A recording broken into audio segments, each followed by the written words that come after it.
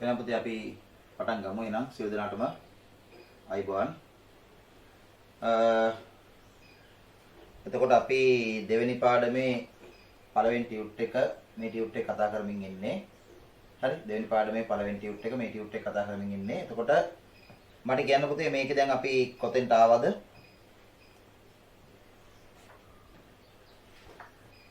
Tute එකේ අපි කොතනද ඉන්නේ කියලා කියන්න පුතේ මට.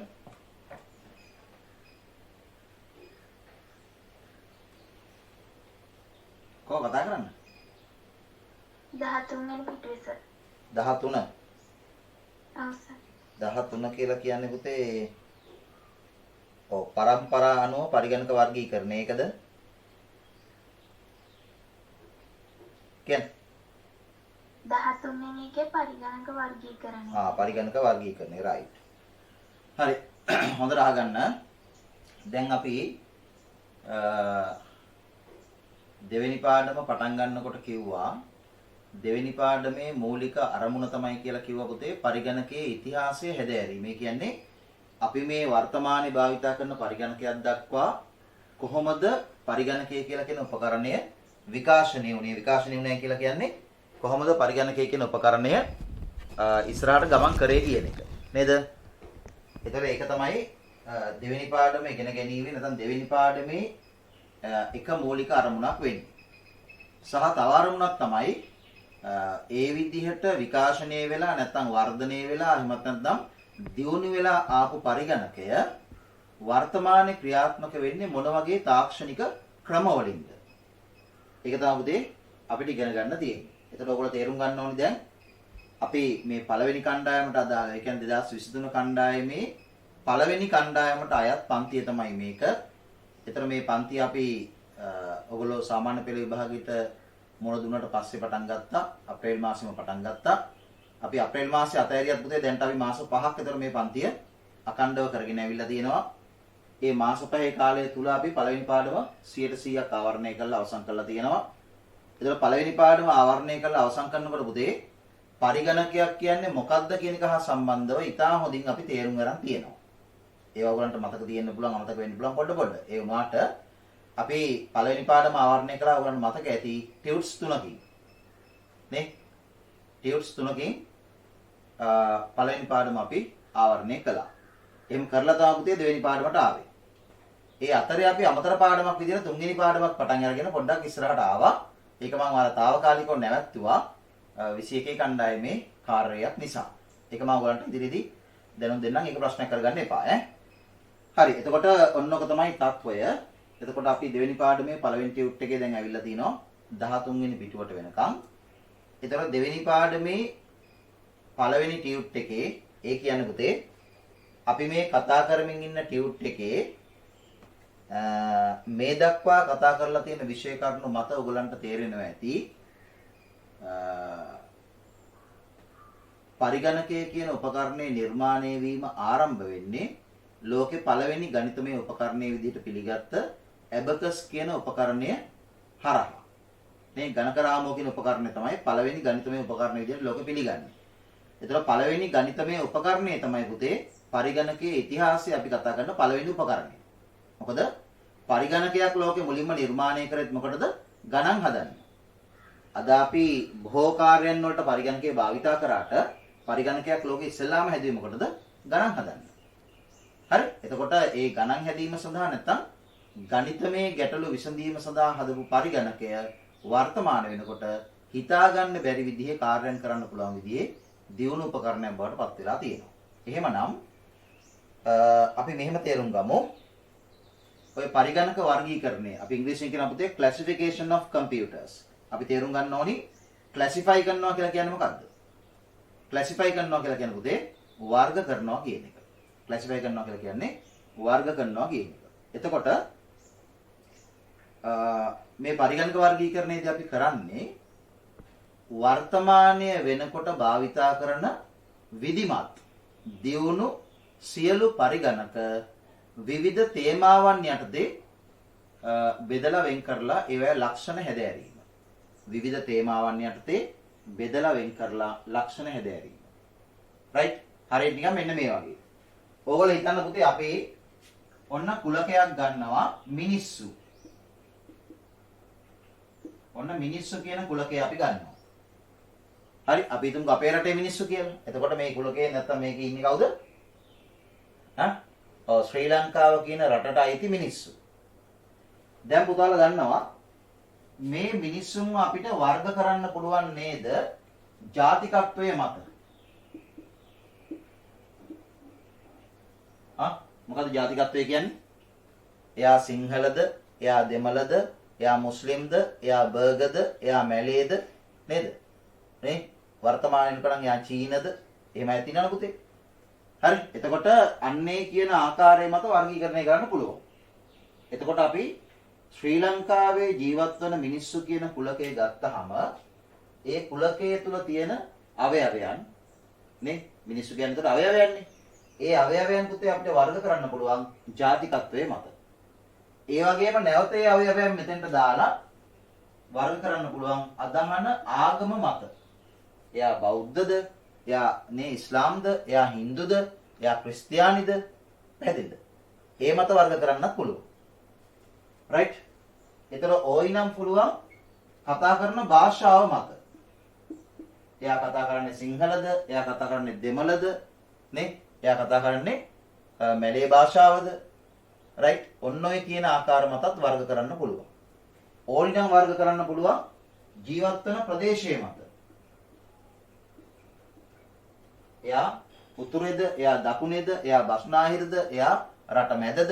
නැත්නම් නැගෙනහිරද? නේද? නැත්නම් වයඹද? ඊසානද? බැරිද වර්ග කරන්න? පුළුවන්. දැන් තේරෙනවද පුතාලට? හරි. ඒතර පුතේ මේ කරන්නේත් ඕකම තමයි. එතකොට මිනිස්සු කියන කුලකය ගත්තහම මේ කුලකයේ තියෙන අවයවයන් මේ කියන විවිධ කාරණා මත වර්ග කරන්න පුළුවන්. රයිට්? අන්නේ වගේ තමයි පුතේ මෙතන අපි කරන්නේත් මොකද්ද? ලෝකේ මේ වෙනකොට නිර්මාණය කරලා තියෙන සියලුම පරිගණක යන්ත්‍ර එක කුලකයකට ගන්නවා.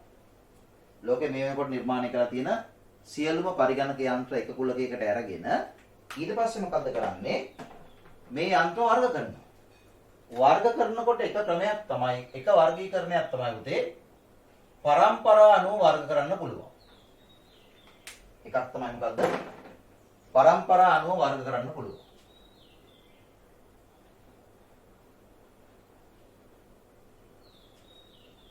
හරි. ඊගාවට ඒ පරිගණක වල විශාලත්වය අනුව ප්‍රමාණය මත වර්ග කරන්න පුළුවන්. මොකද අපි දන්නවා සමහර පරිගණක වර්තමානයේ තියෙනවා ඉතා විශාලයි. සමහර පරිගණක තියෙනවා අතේ ගෙනියන්න පුළුවන් නැත්නම් සාක්කුවේ දාගෙන යන්න පුළුවන්. එහෙනම් ප්‍රමාණය මත වර්ග කරන්න පුළුවන්. පැහැදිලිද? ඊට පස්සේ ඊට පස්සේ පුතේ වර්ග කරන්න පුළුවන් ඒ පරිගණක තුල ක්‍රියාත්මක තාක්ෂණය මත. හරි. ඒ වගේම වර්ග කරන්න පුළුවන් ඒ පරිගණක භාවිත කරන කාර්ය අනුව. මොකටද පරිගණකේ භාවිත කරන්නේ? සාමාන්‍ය කාර්යයන් වලටද විශේෂ කාර්යයන් වලටද? ඔන්න ඔක තමයි පුතේ වෙ තියෙන්නේ. හරිම ලේසි මාතෘකාවක්. ඒකම මාතෘකාවට ප්‍රවේශ වුණේ මෙන්න මේ ක්‍රමයට මේ තියෙන්නේ. නේ? එතකොට මිනිස්සු කියන කුලකය අපිට පුළුවන් මේ කියන විවිධ තත්වයන් යටතේ වර්ග කරන්න. හැබැයි අමතක කරන්න එපා මොකද්ද? ජාතිකත්වයේ මත වර්ග කරා, ආගම මත වර්ග කරා, ජීවත් වෙන ප්‍රදේශය මත වර්ග කරා, කතා කරන භාෂාව මත වර්ග කරා පුතේ මේ කවුද? ඔක්කොම මිනිස්සු. මේ ඔක්කොම කවුද? මිනිස්සු. අන්නේ වගේ තමයි පරම්පරා මත වර්ග කරා, ප්‍රමාණය මත වර්ග කරා, කාර්ය මත වර්ග කරා, තාක්ෂණය මත වර්ග කරා මේ ඔක්කොම මොනවද? පරිගණක. දැන් තේරෙනව නේද? රයිට්. එතකොට මේ වර්ගීකරණයකින් බලාපොරොත්තු වෙන්නේ මොකද්ද? හරියට ඒවැය කරුණු ලක්ෂණ හැදෑරීම. ඔන්න ඔක තමයි පුතේ අදහස. රයිට්. එහෙනම් අපි නෝට් එකට එමු. 13 වෙනි පිටුවේ මාතෘකාව තියෙනවා පරිගණක වර්ගීකරණය. ගොඩක් වැදගත් මාතෘකාවක් මේක. එතකොට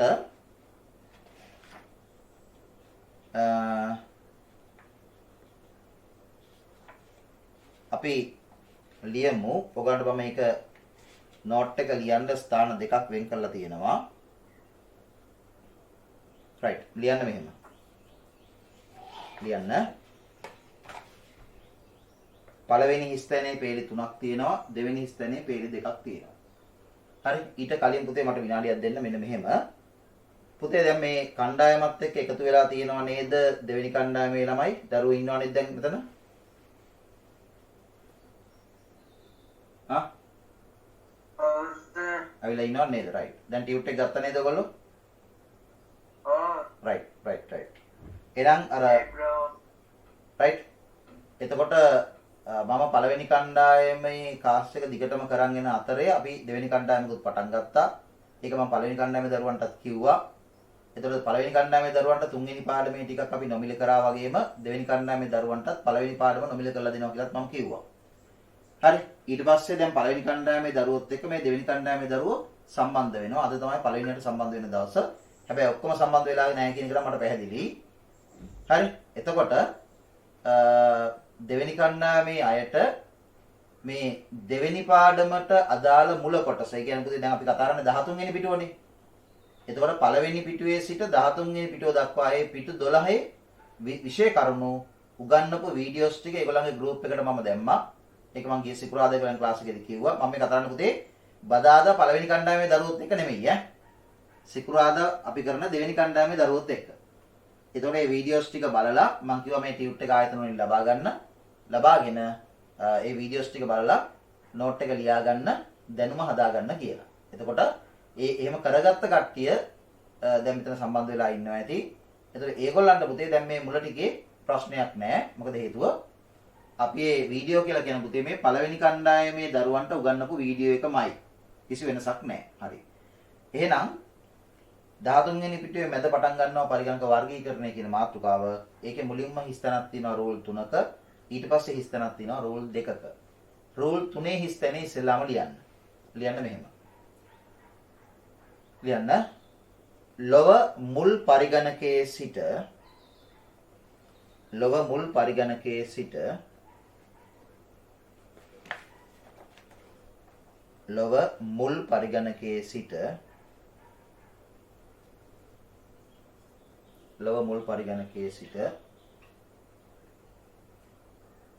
වර්තමානයේ දක්වා වූ කාලය තුල විවිධ අවශ්‍යතා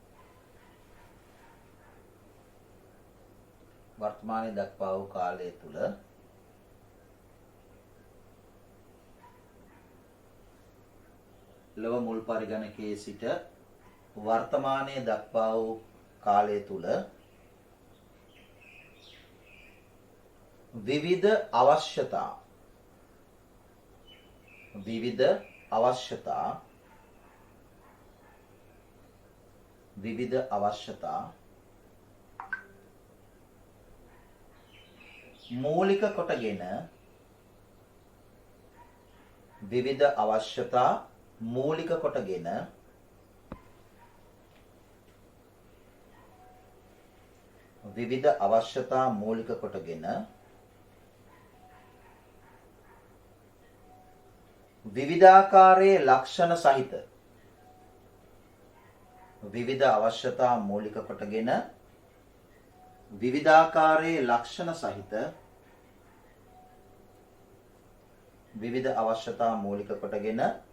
විවිධාකාරයේ ලක්ෂණ සහිත පරිගණක යන්ත්‍ර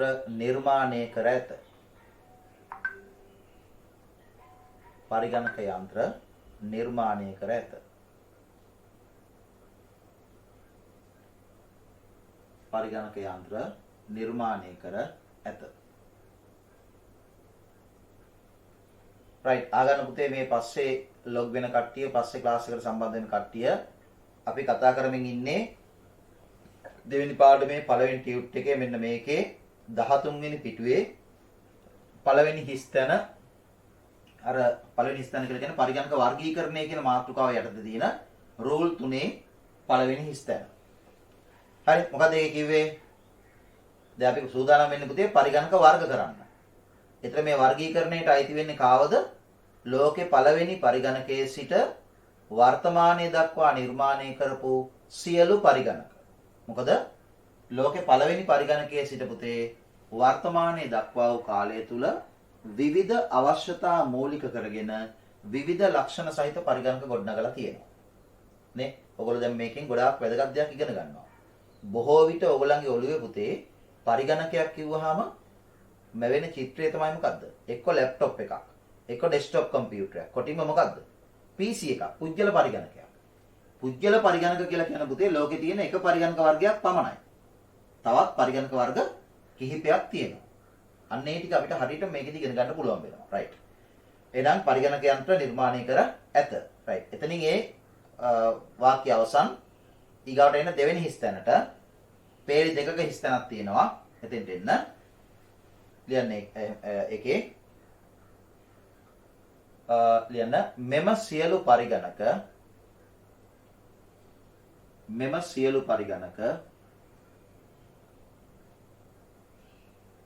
අපි මෙහෙම ලියමුකෝ මෙම සියලු පරිගණක යන්ත්‍ර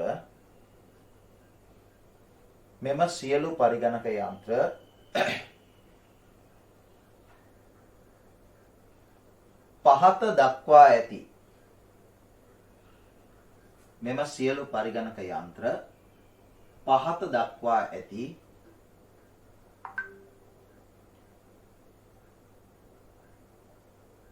මෙම සියලු පරිගණක යන්ත්‍ර පහත දක්වා ඇති තේමාවන් මාතෘකා කියන එකනේ තේමාවන් මේ තියෙන තේමාව පහත දක්වා ඇති තේමාවන් හරස් ඉරක් ගහලා ලියන්න මාතෘකා තේමාවන් හරස් ඉරක් ගහලා ලියන්න මාතෘකා යටතේ තේමාවන් හරස් ඉරක් මාතෘකා යටතේ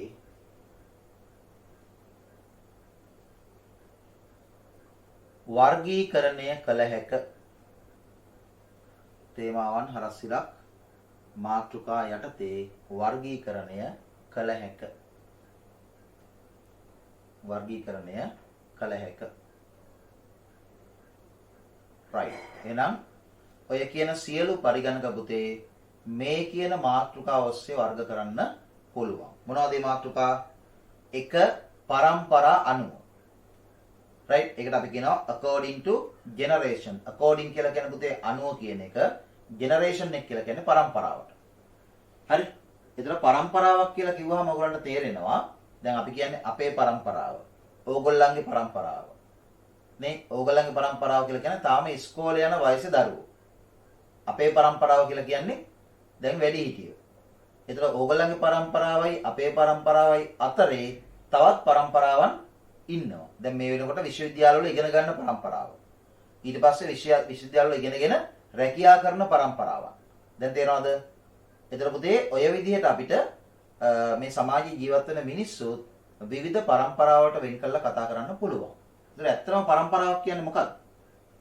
කාට හරි කිව්වයිද පුතේ? පරම්පරාවක් කියන එකෙන් අදහස් කරන්නේ පරිගණක පරම්පරාව නෙමෙයි ඈ. සාමාන්‍යයෙන් පරම්පරාවක් කියලා කියන්නේ ඉංග්‍රීසියෙන් කියනවා ජෙනරේෂන් එකක් කියලා. හරි? දැන් අපි ඕනි තරම් ජෙනරේෂන්ස් ගැන කතා කරනවා CPU ජෙනරේෂන්ස් නේ, ෆෝන් ජෙනරේෂන්ස් එහෙම කතා කරන්නේ. හරි සාමාන්‍යයෙන් පුතේ මේ පරම්පරාවක් කියලා කියන්නේ මොන වගේ දෙයකටද? right මට කවුරු හරි කියන්නේ ආකාශ් උත්තර දෙන්න පුතේ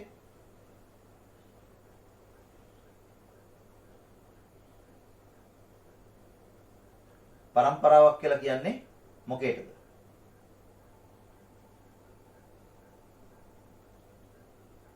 කො ආකාශ එක් වර්ගයක් මූලික කරගෙන මේ එයින් පැවතගෙන එන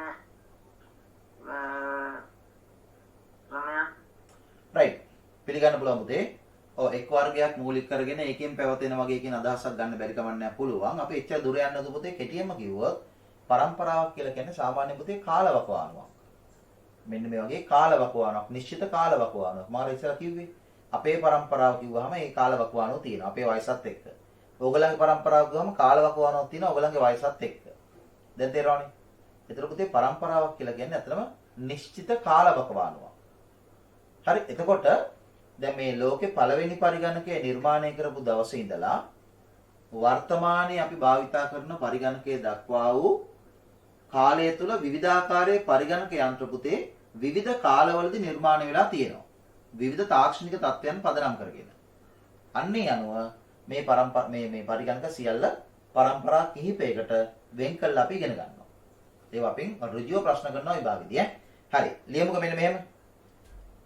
14 වෙනි පිටුවට එන්න එක පරම්පරානුව පරිගණක වර්ගීකරණය classification of computers according to generations. Generations කියන්නේ පරම්පරා කියන එක. right. ලියන්න මෙහෙම. රූල් 4ක හිස්තැනක් තියෙනවා 14 වෙනි පිටුවේ උඩම මුලම. ලියන්න මෙහෙම. ලියන්න විවිධ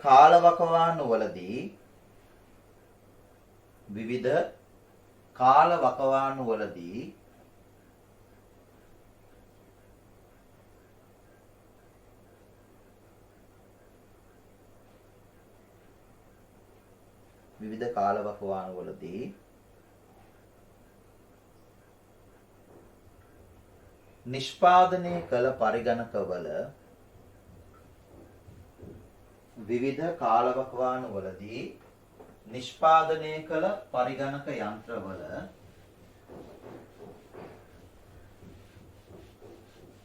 විවිධ කාලවකවානුවලදී නිෂ්පාදනය කළ පරිගණක යන්ත්‍රවල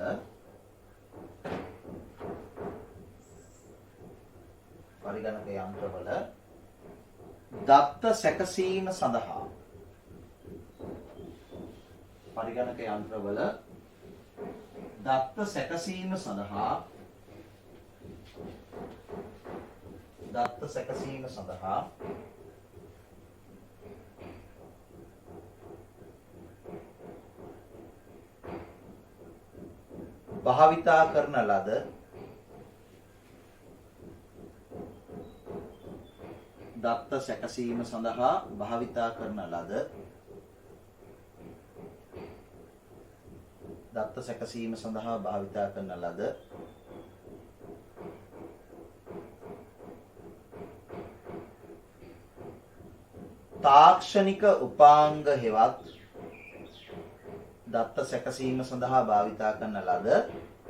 තාක්ෂණික උපාංග හෙවත් තාක්ෂණික උපාංග හෙවත් සැකසීමේ උපාංග සජුට්ටක් ආයෙ මුලින්ද කියන්න ඔය ටික. මගින් බලන්න බෑ.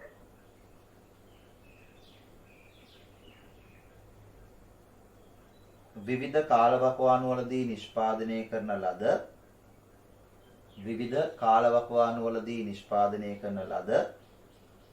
පරිගණක යන්ත්‍රවල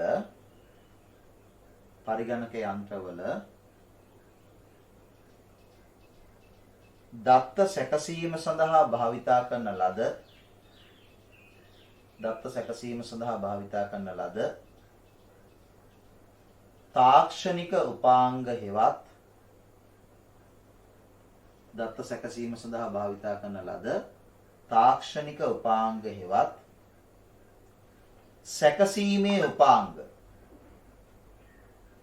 තාක්ෂණික උපාංග හෙවත් සැකසීමේ උපාංග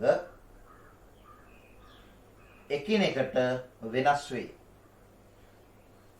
තාක්ෂණික උපාංග හෙවත් සැකසීමේ උපාංග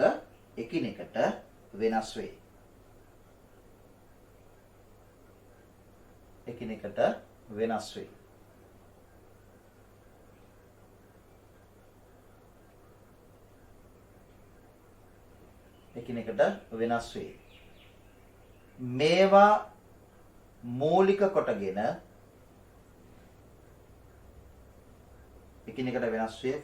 මේවා මූලික කොටගෙන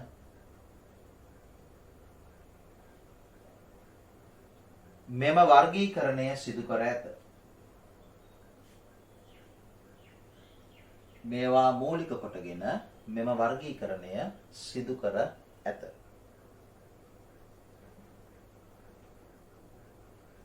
මේවා මූලික කරගෙන මෙම වර්ගීකරණය සිදු කර ඇත.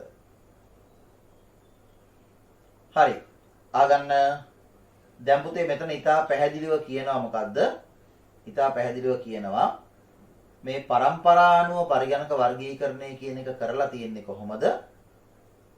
ලෝකේ පළවෙනි පරිගණකයේ සිට මේ දක්වා නිර්මාණය කරපු පරිගණකවල ඒ කාලවකවානුවලදී දත්ත සැකසීම සඳහා භාවිතා කරලා තියෙන තාක්ෂණික උපාංග පදනම් කරගෙන. රයිට්. එහෙනම් මට ඩක් ගාලා කියන්න කවුරු හරි ලෝකේ පළවෙනි පරිගණකවල නැත්තම් මුල් කාලේ නිර්මාණය කරපු පරිගණකවල පුතේ දත්ත සැකසීම සඳහා භාවිතා කරපු තාක්ෂණික උපාංගය කුමක්ද? ඩක් ගාලා කියන්න. මනුග ඩක් ගාලා කියන්න පුතේ. පංච් කාඩ් එක රයිට්. මනුග උත්තරයක් දෙනවා පංච් කාඩ් එක. තව උත්තර ගන්න. ලෝකේ මුල් කාලයේ පරිගණකවල දත්ත සැකසීම සඳහා භාවිතා කරපු උපාංග වර්ගය කුමක්ද? මනුගේ උත්තරයක් ආවා ශනිකව පංච් කාඩ් කියලා. කො අනිත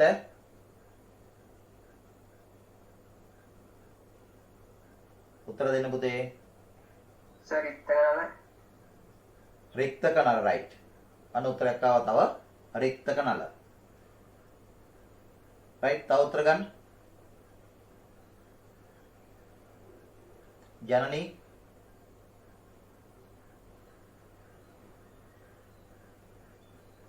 කො ජනනී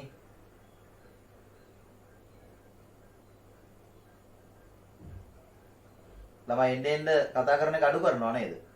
ජනනී මේදුම් කියන්නේ වැකියුම් ටියුබ්ස් වැකියුම් ටියුබ්ස් බොහොම හොඳයි. හරි. ඔව් පුතේ පංච් කාඩ් නෙමෙයි මනුගේ. පංච් කාඩ් කියන එක පුතේ භාවිතා කරේ ගබඩා මාධ්‍යයක් විදිහට. හරි. පංච් කාඩ් එක කියලා කියන පුතේ කොලය මේ කාඩ්බෝඩ් එකක් නේ. එයාට දත්ත සකසන්න බෑ. එයා පාවිච්චි කරේ මොකටද? ගබඩා මාධ්‍යයක් විදිහට, ඒ වගේම ආදාන උපාංගයක් විදිහට, නැත්නම් ආදාන උපක්‍රමයක් විදිහට වගේම ප්‍රතිදාන උපක්‍රමයක් විදිහට. දත්ත සැකසීම කරන්න ඕනි පුතේ අනිවාර්යෙන් කවුද? ඉලෙක්ට්‍රොනික උපාංගයක්. දත්ත සැකසීම කරන්න බෑ ප්ලාස්ටික් කෑල්ලකට නේ කඩදාසියකට. ඒකට පුතේ දත්ත සකසන්න බෑනේ. එහෙනම් උත්තරේ හරි. මොකද්ද? ලෝකේ මුලින්ම නිර්මාණය වෙච්ච පරිගණකවල දත්ත සැකසීම සඳහා භාවිත කරේ මොනවද?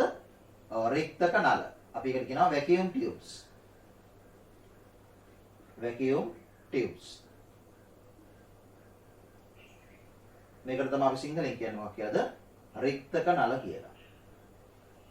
රික්තක නල කියනවා, විද්‍යුත් කපාට කියලා කියනවා. ඔය විවිධ නම් පාවිච්චි කරනවා. හරි. එහෙනම් මට කියන්න ඊට පස්සේ ක්‍රමානුකූලව අපි දන්නවා මේ රික්තක නල භාවිතය අයින් වෙලා පරිගණක නිෂ්පාදන ක්‍රියාවලියේදී දත්ත සැකසීම සඳහා වෙනත් ඉලෙක්ට්‍රොනික උපාංග වර්ගයක් පාවිච්චි කරන්න පටන් ගත්තා. ඒ මොනවද? රික්තක ඩයෝඩ්. උත්තරයක් එනවා ඩයෝඩ්. පුතේ වාගේ නම රීනේම් කරගන්න ඒක වඩා උචිතයි. ඉස්සරහට ඔයාලට සම්බන්ධ වෙන්න දෙන එකක් නෑ ඔය නමින්. වාගේ නම දාන්න ඔකට. හරි. ඔව් මනුක කියනවා ට්‍රාන්සිස්ටර්ස්. ඔව් පුතේ ඩයෝඩ් නෙමෙයි ට්‍රාන්සිස්ටර්. ට්‍රාන්සිස්ටර්ස්. එහෙනම් ඔව් මුලින්ම භාවිතා කරේ රික්තක නල වැකියුම් ටියුබ්ස්. දෙවෙනියට පාවිච්චි කරේ පුතේ මොනවද? ට්‍රාන්සිස්ටර්ස්.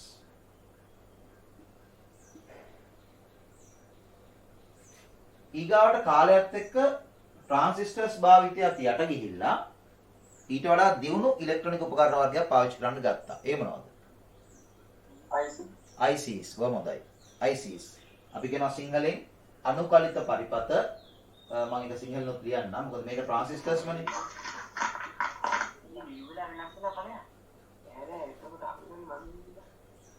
මොකෝ? ඔයගොල්ලෝ පුතේ මයික් එක ඔෆ් කරගන්න. ඔය මාරි බ්‍රෝ කියලා තියෙන පුතේ ඒක රීනේම් කරන්න නම. නැත්නම් ඔයාවම අයින් කරනවා මෙතනින්. ඔය නමින් ඉන්න එපා. ඔයාගේ නම දාන්න අලිට. ඊට පස්සේ දැන් ඉස්සරහදී ඔයගොල්ලන්ව පුතේ ලින්ක් එක ඔයගොල්ලන්ට එහෙම පිටින් හම්බෙන්නේ නැහැ. ඔයගොල්ලන්ට අනිවාර්යෙන් ලින්ක් එක හම්බෙන්නේ ඔයගොල්ලන්ගේ සයිට් එක හරහා ලියාපදිංචි වෙච්ච ආයතනයේ සයිට් එක හරහා. ඒ සයිට් එක හරහා යනකොට පුතේ ඔයගොල්ලන්ගේ නම නිසියාකාරයෙන් නැත්නම් ඔයගොල්ලන්ට ලොග් වෙන්න බෑ. හරි? රයිට්. එතකොට මොකද්ද උපකරණය? ICs. මේවට කියනවා අනුකලිත පරිපත කියලා. ඊට පස්සේ හතරවෙනියට භාවිතා කරා තවත් උපකරණ වර්ගයක්. මොකක්ද ඒ? හතරවෙනි උපකරණ වර්ගය? හා? අනේ අනුකල්ප පරිපත. අය කියන්නේ විශාල ප්‍රමාණයේ අනුකල්ප. ඔව් බොහොම හොඳයි. VLSICs බොහොම හොඳයි. VLSIC කියන්නේ very large scale ICs. very large scale ICs.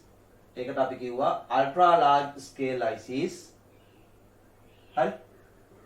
විශාල පරිමාණයේ ICs. right? ඕකම තමයි පුතේ පස්සේ හැඳින්වුවේ මොකක් කියලාද? මේකම තමයි පස්සේ හැඳින්වුවේ මොකක් කියලාද? සූත්‍ර සකසන කියන්නේ මයික්‍රෝ ප්‍රොසෙසර් කියලා. ඕක තමයි පුතේ පස්සේ කාලෙක CPU බවට පත් උනේ. CPU කියන්නේ ඔන්න ඔකට. සකසනේ කියලා කිව්වේ ඕකට. දැන් මේවත් පුතේ සැකසුම් උපාංග තමයි. හැබැයි වැකියුම් ටියුබ් දහස් ගාණක් පාවිච්චි කරා. ට්‍රාන්සිස්ටර්ස් කිහිපයක් පාවිච්චි කරා. ICs උත් කිහිපයක් පාවිච්චි කරා.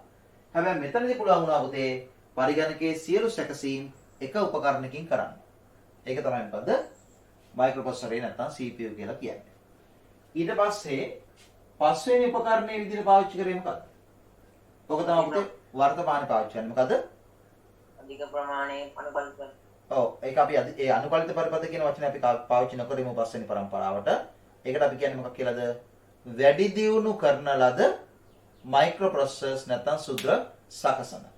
ඒ කියන්නේ මේ මයික්‍රෝප්‍රොසෙසරේම පුතේ වැඩි දියුණු කරා. ඒකට අපි කියනවා improved. improve කරනවා කියලා කියන්නේ වැඩි දියුණු කරනවා. improved microprocessor.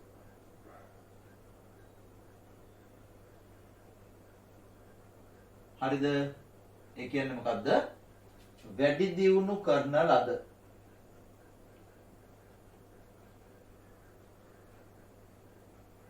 වැඩි දියුණු කරන ලද සූත්‍ර සකසන. පැහැදිලි කියන්නේ? right. එතකොට ඔන්න ඔක තමයි කතන්දරේ. එතකොට ඔයගන් තේරෙනවා ලෝකේ පළවෙනි පරිගණකයේ සිට වර්තමානයේ දක්වා නිර්මාණය වෙච්ච සියලු පරිගණක ගත්තාම ඒ පරිගණකවල ඒ කාලවකවානු වල දත්ත සැකසීම සඳහා භාවිත කරපු යාන්ත්‍රණයන්, තාක්ෂණයන්, උපකරණ වෙනස්. හරි? මුලින්ම vacuum tubes, ඊගාවට transistors, ඊගාවට ICs, ඒ කියන්නේ අනුකලිත පරිපත, ඊගාවට මේ කියන මයික්‍රෝප්‍රොසෙසරේ CPU එක, ඊගාවට වැඩි දියුණු කරපු මයික්‍රෝප්‍රොසෙසරේ CPU එක. අන්න ඒ අනුව පුතේ ලෝකේ පරිගණක පරම්පරා 5කට බෙදලා දක්වනවා. හරිම ලේසියි. එහෙනම් මේ වැකියුම් ටියුබ් භාවිත කරපු පරිගණක වලට කියනම කියලාද? ඔව් පළමු පරම්පරාව.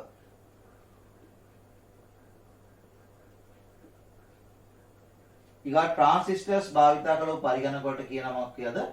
දෙවන පරම්පරාව. හරි? ICs භාවිත කරපු පරිගණකයට කියනම කියලාද? තෙවන පරම්පරාව, තුන්වන පරම්පරාව. ඊගාට මයික්‍රෝප්‍රොසෙසරේ භාවිත කරන පරම්පරාවට කියන නම කියලාද? හතරවන පරම්පරාව. right ඊගාට මේක පස්වෙනි පරම්පරාව. ඔන්න පරම්පරා කියලා කියන්නේ ඔන්න ඔකට පුතේ. කොච්චර ලේසිද බලන්න. ඔන්න ඔය ටික තමයි දැන් අපි ක්‍රමානුකූලව ලියා ගන්න ඕනේ. right එහෙනම් අපි නෝට් එකට එමු. නෝට් එකේ බලන්න 14 වෙනි පිටේ උඩ තියෙනවා පළමු පරම්පරාවේ පරිගණක first generation computers. පළමු පරම්පරාවේ පරිගණක first generation computers. එතකොට පුතේ first generation එකට අදාළව කාලවකවානුවක් තියෙනවා. ඒ කාලවකවානුව පුතේ හැම පොතකම එක විදිහට නැහැ. ඒවා පොඩ වෙනස් වෙනවා. හරිද? අපි හැබැයි මේ කාලවකවානුව ලියා ගන්න ඕනේ පුතේ. අපේ සිලබස් එකට අනුව. ඒක O level ICT වලදී එක විදිහක්, A level වල තව විදිහක්, තවත් තැනක තව විදිහක්. ඔහොම තමයි තියෙන්නේ. ඒක පුතේ ඉතිහාස කාරණාවල හැටිනේ. නේ? ඒ නිසා පුතේ අපේ සිලබස් එකේ තියෙන්නේ වරහන් ඇතුළේ ලියා ගන්න පළමු පරම්පරාව තියෙන්නේ 1939 සිට 1953 දක්වා. එතන වරහන් ඇතුළේ ඒක ලියා ගන්න. 1939 සිට 1953 දක්වා ඔය කාලය තමයි පළවෙනි પરම්පරාව කියලා අපේ සිලබස් එකේ කියන්නේ. හරි? right. එහෙනම් දැන් ලියන්න පටන් ගන්න. රූල් තුනක හිස්තැනක් තියෙනවා ඒක ලියන්න. ලියන්න. රික්තක නල ඉතින් රික්තක නල හරස් ඉරක් එතනම ලියන්න පුතේ. විද්‍යුත් කපාට. රික්තක නල කියන එක ඉංග්‍රීසි සිංහලෙන් මේ කියන තව නමක් තමයි විද්‍යුත් කපාට. රික්තක නල හරස් ඉරක් විද්‍යුත් කපාට වරහන් ඇතුළේ ලියන්න vacuum tubes. Vacuum tubes. Vacuum tubes. භාවිතයෙන් ගොඩනැගූ පරිගණක vacuum tubes. භාවිතයෙන් ගොඩනැගූ පරිගණක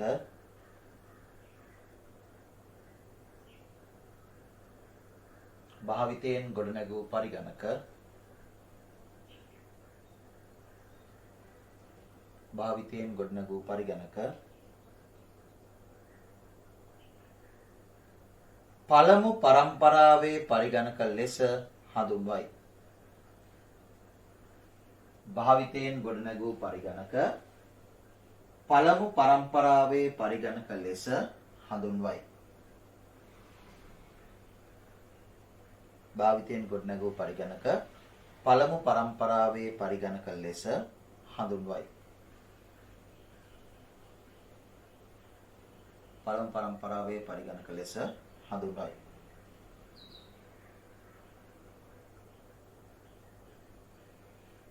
right ඒකටම ලියන්න. මෙම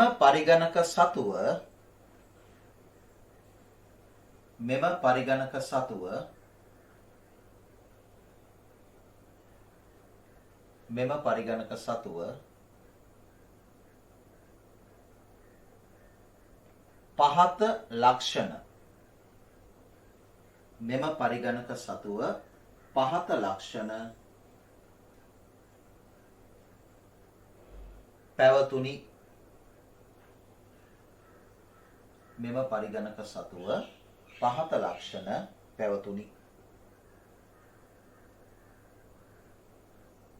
right මෙම පරිගණක සතුව පහත ලක්ෂණ පැවතුනි.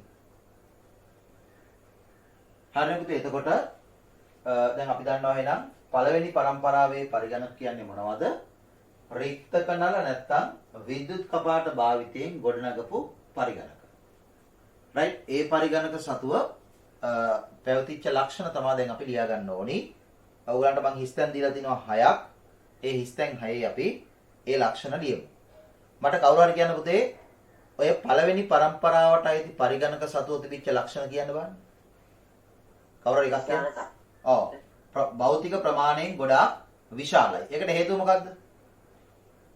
රික්තක නල භාවිතයි. අන්න හරි. රික්තක නල එකක් දෙකක් පාවිච්චි කරලා පුතේ පරිගණකය හදන්න බෑ. රික්තක නල දහස් ගාණක් පාවිච්චි කරන්න ඕනි එක පරිගණකයක. එතකොට රික්තක නලයක් කියන එකත් පුතේ ඒ කාලේ නේ හොඳට බලන්න පුතේ මෙන්න මේ වගේ. රික්තක නලයක ප්‍රමාණය සාමාන්‍ය මේ බෝතලේ වගේ ප්‍රමාණයක්. හරි. ඔයගලන්ට මම ඉගැන්නුවා ලෝකේ පළවෙනි සංඛ්‍යාංක පරිගණකය ගැන.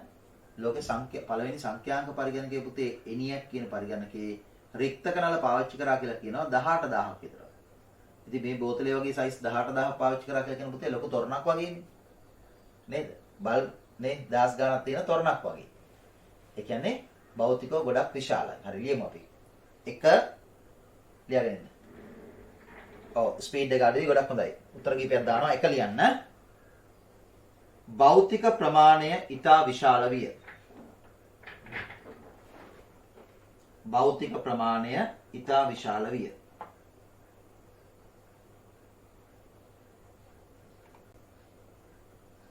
ඔව්. අශිනි තව දානවා වැඩි විදුලි බලයක් වැය වුණාලු විශ්වාසනීයත්වය අඩු වුණාලු හරි පුතේ ඔක්කොම හරි. භෞතික ප්‍රමාණය ඊටා විශාල විය. පළවෙනි කාරණේ භෞතික ප්‍රමාණය ඊටා විශාල විය. එන්න පුතේ දෙවෙනි කාරණේට අධික විදුලි බලයක් වැය විය. අධික විදුලි බලයක් වැය විය. අධික විදුලි බලයක් වැය විය.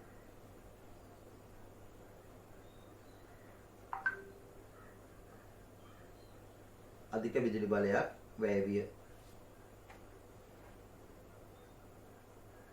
ඊගවට තුන්වෙනි එක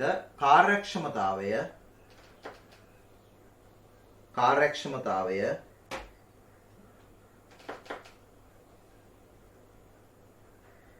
සාපේක්ෂව අඩු විය. කාර්යක්ෂමතාවය සාපේක්ෂව අඩු විය. කාර්යක්ෂමතාවය සාපේක්ෂව අඩු විය.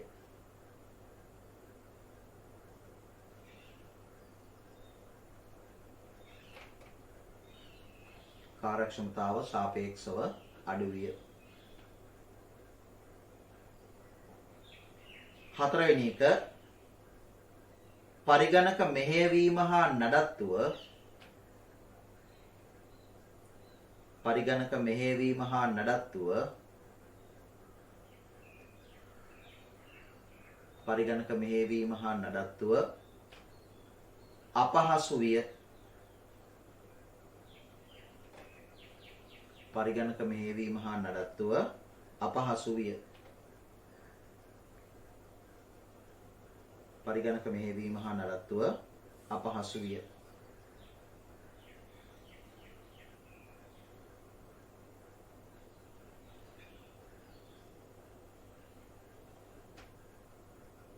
ඊගා එක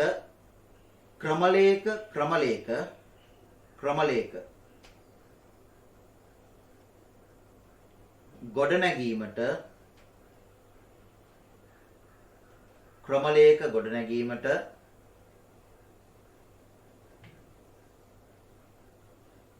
යන්ත්‍ර භාෂාව භාවිතා විය. ක්‍රමලේඛ ගොඩනැගීමට යන්ත්‍ර භාෂාව භාවිතා විය.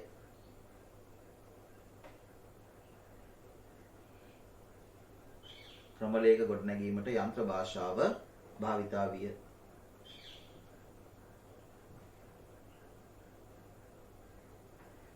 අවසාන එක ලියා ගන්න පුතේ.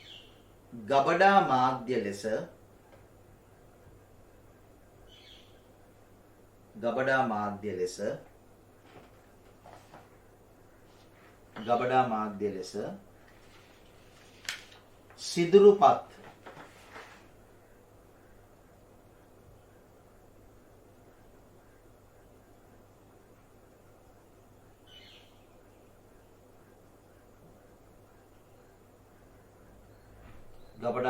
ලෙස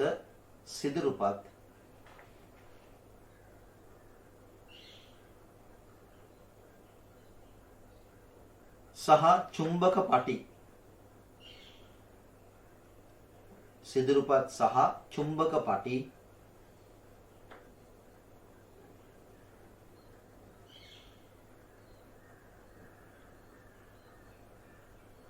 භාවිතා විය. ගබඩා මාධ්‍ය ලෙස සිදුරුපත් සහ චුම්බක පටි භාවිතා විය. right. ඔය අපි කතා කරේ පුතේ පළවෙනි පරම්පරාවේ පරිගණක ගැන.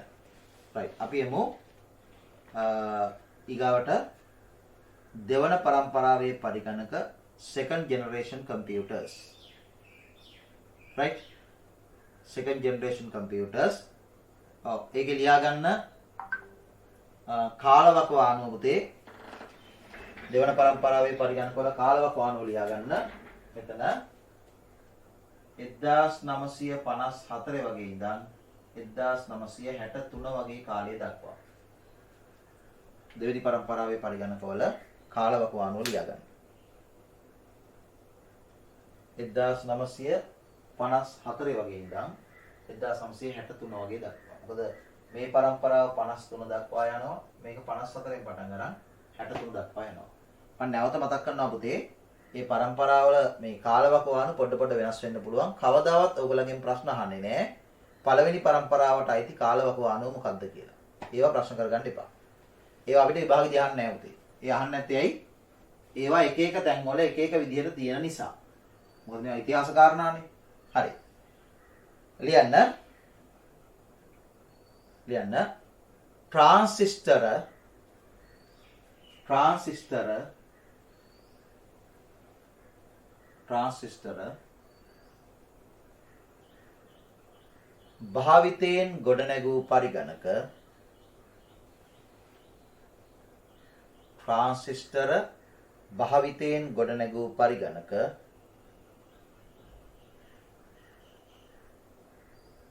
ට්‍රාන්සිස්ටර භාවිතයෙන් ගොඩනැගූ පරිගණක දෙවන પરම්පරාවේ පරිගණක ලෙස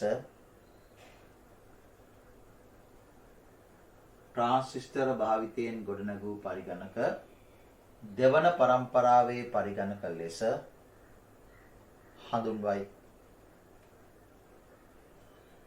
ට්‍රාන්සිස්ටර භාවිතයෙන් ගොඩනැගූ පරිගණක දෙවන પરම්පරාවේ පරිගණක ලෙස හඳුන්වයි.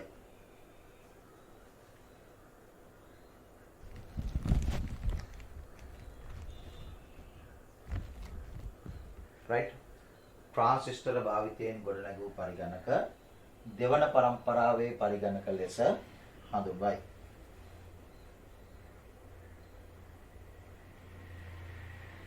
ඒකටම ලියන්න මෙම පරිගණක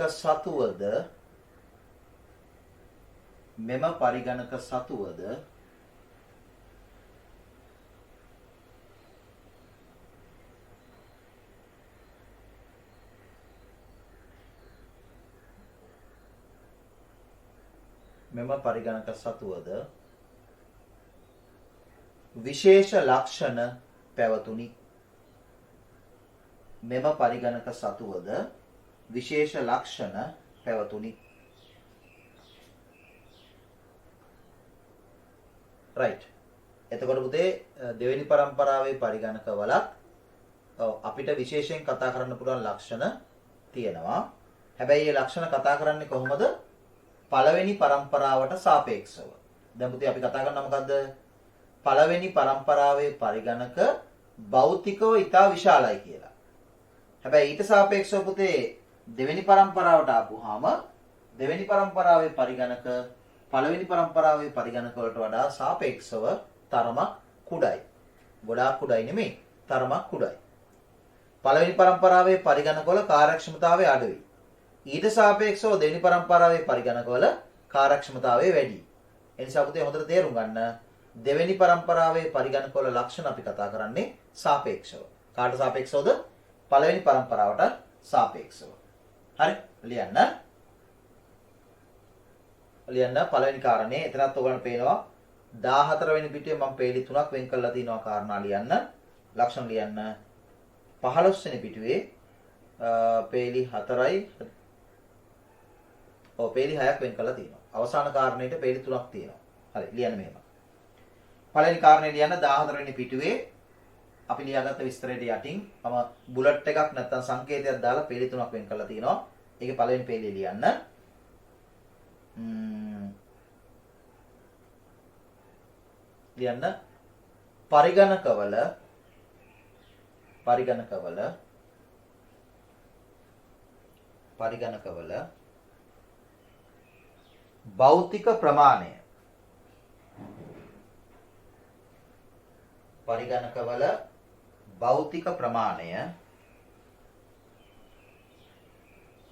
පරිගණකවල භෞතික ප්‍රමාණය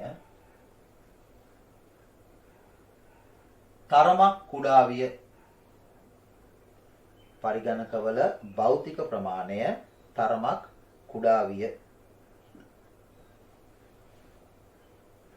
පරිගණකවල භෞතික ප්‍රමාණය තරමක් කුඩා විය.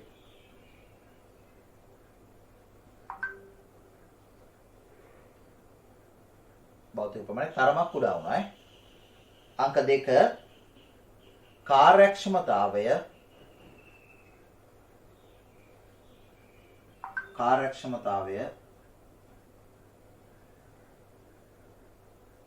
කාර්යක්ෂමතාවය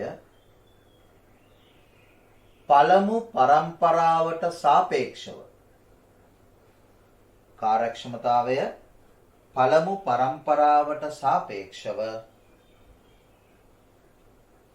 කාර්යක්ෂමතාවය පළමු පරම්පරාවට සාපේක්ෂව වැඩි විය කාර්යක්ෂමතාවය පළමු පරම්පරාවට සාපේක්ෂව වැඩි විය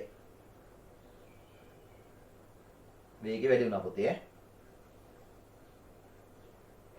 right කාර්යක්ෂමතාවය පළමු පරම්පරාවට සාපේක්ෂව වැඩි විය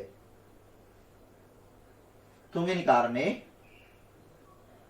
වැයවන විදුලි බලය දැන් ඔයගොල්ලන් ටටක් ගාලා මේකේ ගියා කිය වැයවන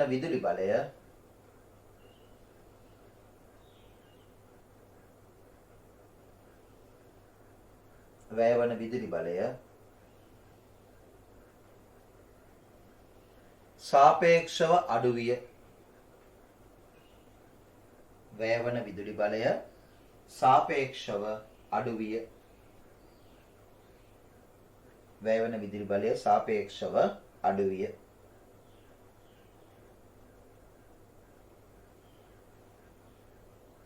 අද හතරවෙනි කාරණේ ලියන්න පුතේ 15 වෙනි පිටුවට යන්න ඕනේ ඈ වැයවන විදුලි බලය සාපේක්ෂව අඩු විය එතකොට හතරවෙනි කාරණේ 15 වෙනි පිටුවට යන්න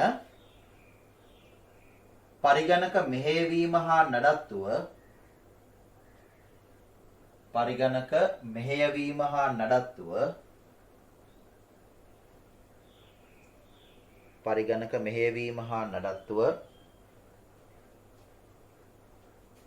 තරමක් පහසු විය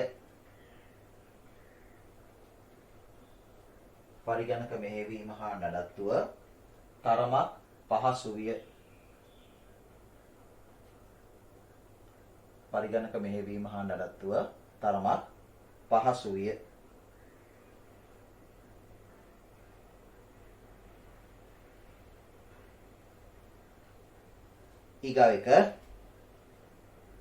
ඊගා කාරණේ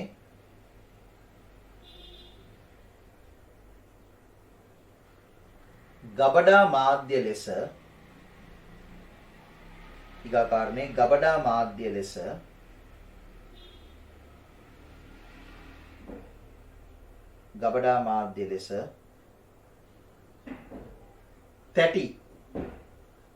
තැටි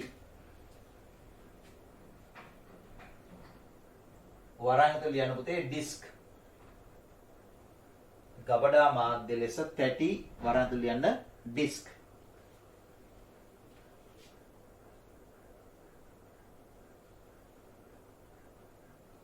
පැටිය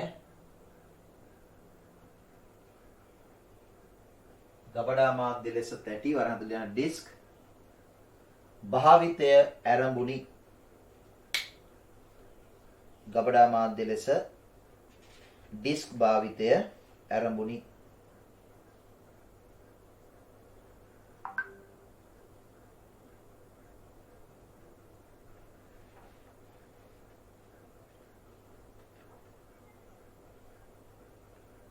right පුතේ තව කරුණු කීයක් ලියන්න ඉඩ තියනවද?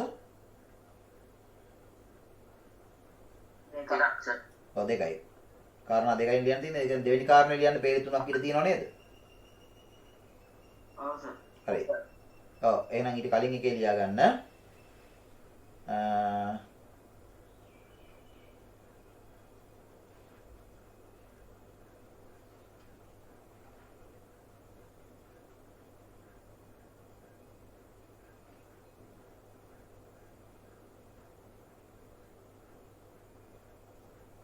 ලියන්න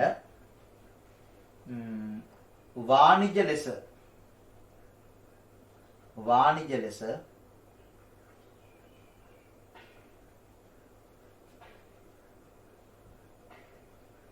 පරිගණක නිෂ්පාදනය ආරම්භුනි වාණිජ ලෙස පරිගණක නිෂ්පාදනය ආරම්භුනි. වාණිජ ලෙස පරිගණක නිෂ්පාදනය ආරම්භුනි. රයිට් මට කියන්න පුතේ මොකද්ද මේ වාණිජ ලෙස පරිගණක නිෂ්පාදනය ආරම්භ වුණා කියන්නේ? කතා කරන්න. විවිධ සමාගම් ඔස්සේ නිර්මාණය. ඔව් විවිධ සමාගම් පරිගණක නිෂ්පාදනය ආරම්භ කරා මොකටද? මොකටද? විවිධ සමාගම් පරිගණක නිෂ්පාදනය ආරම්භ කරා ඒක ඇත්ත මොකටද පුතේ? අලෙවි කරන්නේ. for sale බොහොම හොඳයි. මිදුම් කියනවා අලෙවි කිරීම සඳහා විකුණන්න. හරි වාණිජ ලෙස පරිගණක නිෂ්පාදනය ආරම්භ කරා කියලා කියන්නේ විකිණීම සඳහා පරිගණක නිර්මාණය කරන්න පටන් ගත්තා. එහෙම පටන් ගත්ත මුල්ම සමාගමක් තමයි මොකද්ද? IBM කියන සමාගම. නේ? IBM කියන සමාගම ඒ ඇරුණාම තවත් සමාගම් කිහිපයක් ඒ ක්‍රියාවලියට දායක වුණා. හරි. ඊගොල්ල අවසාන කතන්දරය ලියන්න මෙහෙම. ක්‍රමලේඛ ගොඩනැගීම සඳහා ක්‍රමලේඛ ගොඩනැගීම. දැන් ක්‍රමලේඛයක් කියන්නේ පරිගණකයේ ක්‍රියාවලිය පාලනය කරන උපදේශ ටික නේද? ක්‍රමලේඛ ගොඩනැගීම සඳහා මුලදී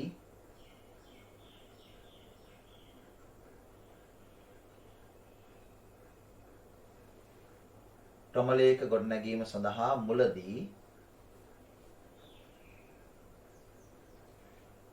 ක්‍රමලේඛ ගොඩනැගීම සඳහා මුලදී මෙහෙම ලියන්න පුතේ. assembly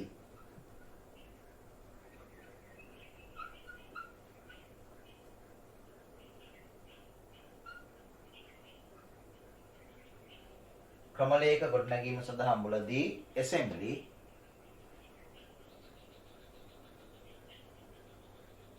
පරිගණක භාෂාව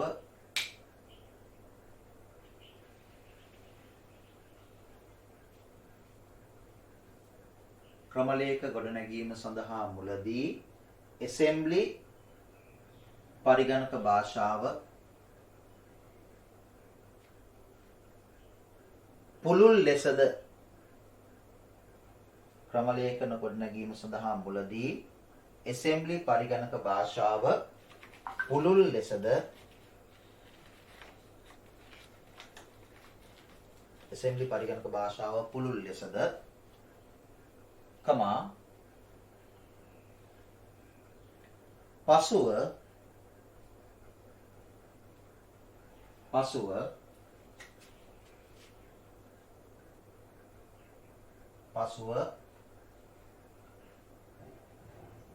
උසස් ක්‍රමලේඛ භාෂා ඒකට අපි කියනවා high level languages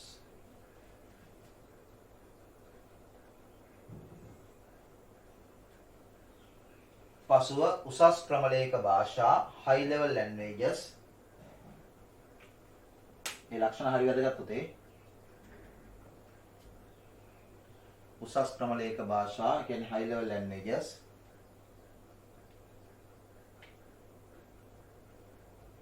භාවිතයේද ආරම්භුනි high level languages භාවිතයේද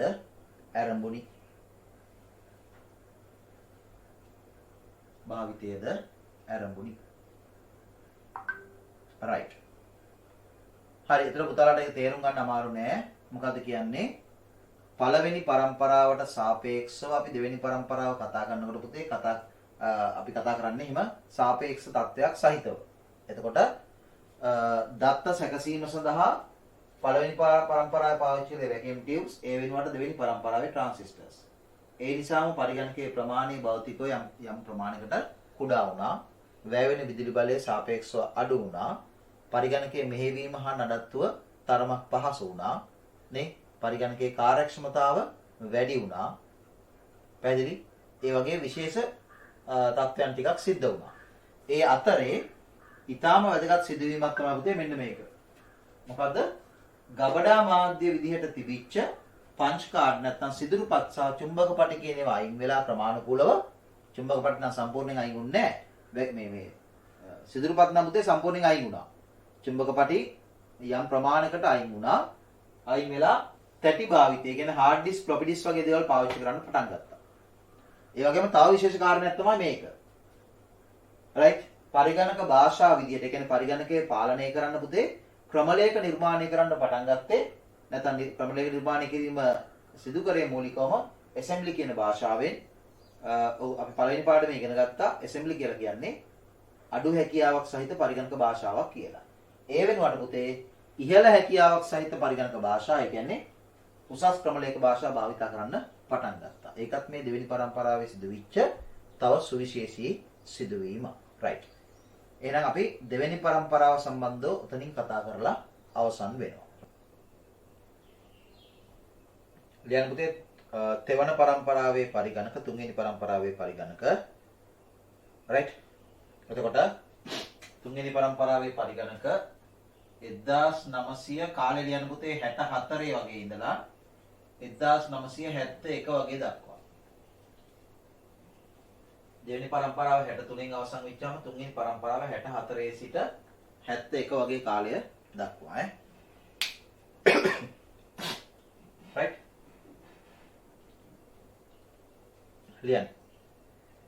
ලියන්න එතන අනුකලිත පරිපත වරහන් ඇතුළේ ලියන්න පුතේ ICs. අනුකලිත පරිපත කියලා සිංහලෙන් ලියලා වරහන් ඇතුළේ ලියන්න ICs. අනුකලිත පරිපත වරහන් ඇතුළේ ලියන්න ICs. භාවිතයෙන් ගොඩනගන ලද පරිගණක අනුකලිත පරිපත වරහන් ඇතුළේ ICs. භාවිතයෙන් ගොඩනගන ලද පරිගණක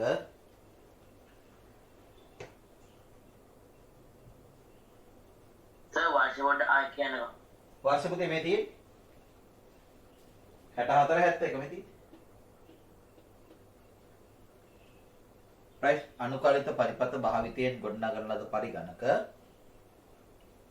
කමාවක් දාලා ලියන්න පුතේ තෙවන පරම්පරාවේ තෙවන කියන්නේ තුන්වන තෙවන පරම්පරාවේ පරිගණක ලෙස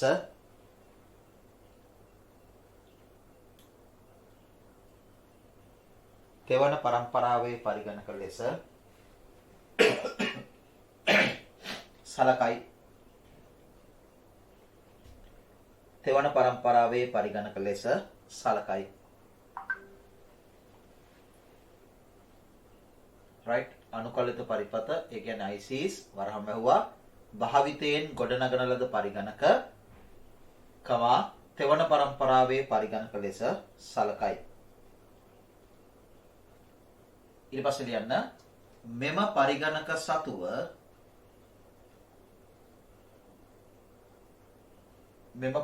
සතුව පහත ලක්ෂණ පැවතුනි. මෙම පරිගණක සතුව පහත ලක්ෂණ පැවතුනි.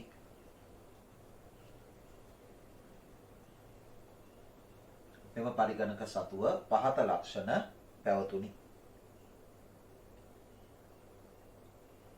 right. එතකොට අපිට මේ ලක්ෂණ ගැන කතා කරනකොට පුතේ දැන් අපිට සාපේක්ෂව කතා කරන්න පුළුවන් නේ. මොනවද ඒ? පළවෙනි පරම්පරාවට සාපේක්ෂව දෙවෙනි පරම්පරාව කතා කරනවා, ඊට සාපේක්ෂව තුන්වෙනි පරම්පරාව කතා කරනවා. તો තුන්වෙනි පරම්පරාවේ පරිගණක වලට අපිට තවත් කියන්න තියෙන්නේ මොකක්ද? භෞතික ප්‍රමාණය තවත් කුඩා වුණා, වැය වෙන විදුලි බලය තවත් අඩු වුණා, කාර්යක්ෂමතාවය තවත් වැඩි වුණා. ඕවනි කියන්න තියෙන මොළදී ටගලෙට ලියන්නකෝ. 1 භෞතික ප්‍රමාණය තවත් කුඩා විය.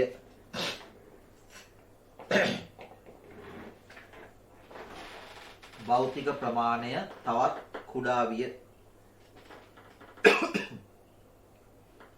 භෞතික ප්‍රමාණය තවත් කුඩා විය.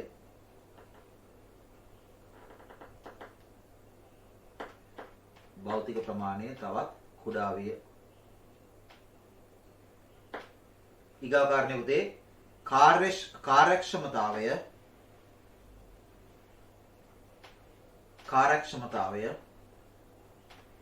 වැඩි විය. කාර්යක්ෂමතාවය වැඩි විය.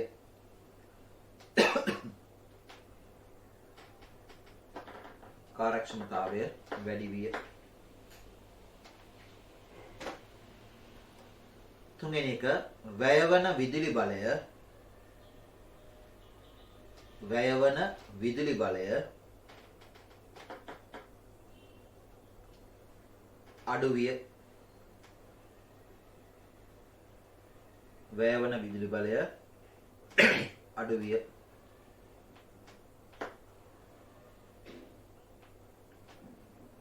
වැයවන විදුලි බලය අඩු විය. ඊගාව එක පරිගණක මෙහෙයවීම හා නඩත්තුව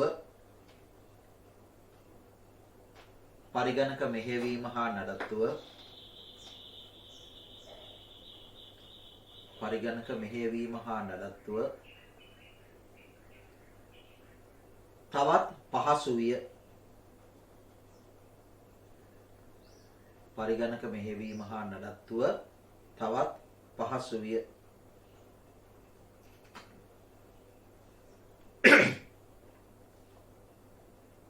right. එතකොට පුතේ ඒ කාරණා හතරම අපිට 아무තු දේවල් නෙමෙයි. ඒ කාරණා හතරම දැන් අපිට තේරුම් ගන්න පුළුවන්. ඇයි? තුන්වෙනි පරම්පරාවේ පරිගණක අපි දන්නවා දෙවෙනි පරම්පරාවේ පරිගණක වලට වඩා දියුණුයි. ඒ නිසා පුතේ ඒ කාරණා අපිට 아무තු දේවල් නෙමෙයි. right. දැන් ඕගොල්ලෝ පොඩ්ඩක් හිතන්න. දැන් ඕගලන්ට මතකයි අර ඇබකස් එකේ සිට වර්තමානයේ භාවිතා කරන දියුණු පරිගණකය දක්වා පරිගණක කොහොමද නිර්මාණය වුනේ කියලා මුල පිටු 12 දී අපි කතා කරා. right. ඒ අනුව මට කියන්න මේ තුන්වෙනි පරම්පරාවේදී පුතේ පරිගණක තාක්ෂණයට ඊටාම ප්‍රබල මේ සිදුවීම් ටිකක් සිද්ධ වෙනවා. නැත්නම් පරිගණක තාක්ෂණය තුල ඊටා ප්‍රබල සිදුවීම් ටිකක් සිද්ධ වෙනවා. ඊටා ප්‍රබල ඒක පරිගණක තාක්ෂණයට නැත්නම් මේ අපි කතා කරන පරිගණක මේ ඉතිහාස ක්‍රියාවලියට මේ ලොකු විශේෂත්වයක් එකතු කරපු කාරණා. මට කියන්න බෑ මොනවද කියලා. එහෙම කාරණා දෙකක් තියෙනවා ඊගාව කාරණා විදිහට ලියා ගන්න. පොඩ්ඩක් මතක් කරලා කියන්න බෑ. කීබෝඩ් එකේ මවුස් එක ගන්න. ඔව් කීබෝඩ් මවුස් වගේවත් පුතේ එන්නේ තුන්වෙනි පරම්පරාවේ අවසානයේ තමයි. ඊට වඩා ප්‍රබල කාරණා. ඒවත් කාරණා තමයි. ඊට වඩා ප්‍රබල කාරණා කියන්නේ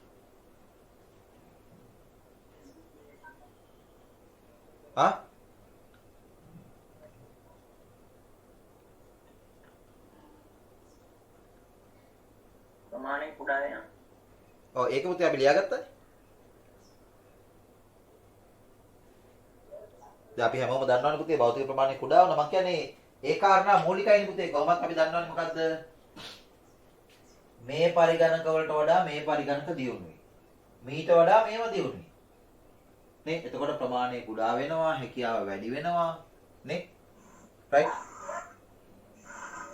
ඔව් මිල අඩුයි කියලා දාලා තිනවා. ඒවා හරි පුතේ. high level languages භාවිත කළා කියලා මීදුම් දාලා තිනවා. ඒකත් හරි. එතකොට පුතේ නියම පද්ධතියක්. අන්න හරි. අතිශයින් වැදගත් පුතේ. මනුග කිව්වේ මොකද්ද? ඔව් හොඳට තේරුම් ගන්න පුතේ මෙන්න මේක. දැන් ලෝකේ මුල් පරිගණකවල නැත්තම් පළවෙනි සහ දෙවෙනි පරම්පරාවේ පරිගණකවල පුතේ මෙහෙයුම් පද්ධති කියලා දෙයක් තිබුණේ නැහැ. ඒ කියන්නේ පරිගණකය ක්‍රියාත්මක කිරීම සඳහා සහ මෙහෙයවීම සඳහාම කියලා මෘදුකාංග තිබුණේ නැහැ. පැහැදිලිද? ඒතකොට ඒක දුෂ්කරයි. ඒ කියන්නේ පළවෙනි පරම්පරාවේ පරිගණකවල වගේම දෙවෙනි පරම්පරාවේ පරිගණකවල පුතේ සොෆ්ට්වෙයාර් තිබුණේ නැහැ, මෘදුකාංග තිබුණේ නැහැ. මෘදුකාංග නිර්මාණය ආරම්භ වෙන්නේ මොන පරම්පරාවේද? තුන්වෙනි පරම්පරාවේ. ඒක සුවිශේෂී කාරණයක්. ඔයගොල්ලෝ දන්නවා අද වෙනකොට පුතේ මේ ICT කියලා අපි කතා කරන දේ මෙච්චර පුළුල් වීම සඳහා, මෙච්චර දියුණු වීම සඳහා, මෙච්චර අත්‍යවශ්‍ය වෙලා අපිට සමීප වීම සඳහා ප්‍රධානම බලපානවා මොකද්ද?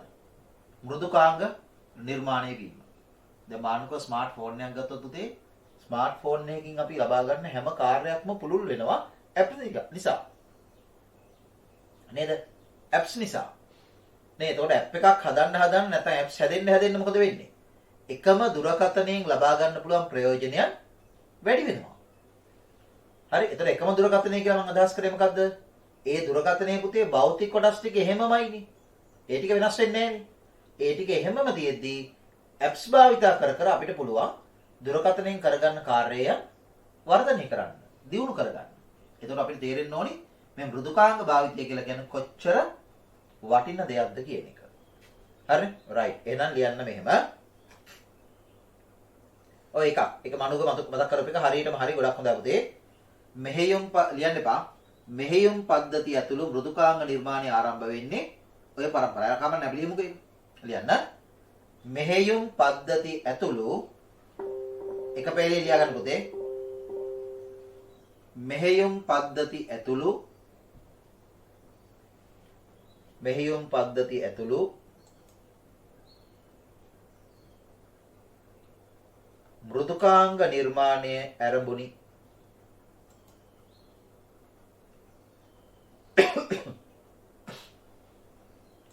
මෙහෙයුම් පද්ධතිය ඇතුළු මෘදුකාංග නිර්මාණය ආරම්භුනි. මෙහෙයුම් පද්ධතිය ඇතුළු මෘදුකාංග නිර්මාණය ආරම්භුනි. ඒක සුවිශේෂී කාරණයක්. ඒ වගේම තමයි තව පොඩ්ඩක් මතක් කරන්න පුතේ. තවත් සුවිශේෂී කාරණයක් තියෙනවා අපි ඔතන මතු කරන්න. ලියා ගන්න. ඔයගලන්ට මේ භාවිත කිරීම මොකද පුතේ?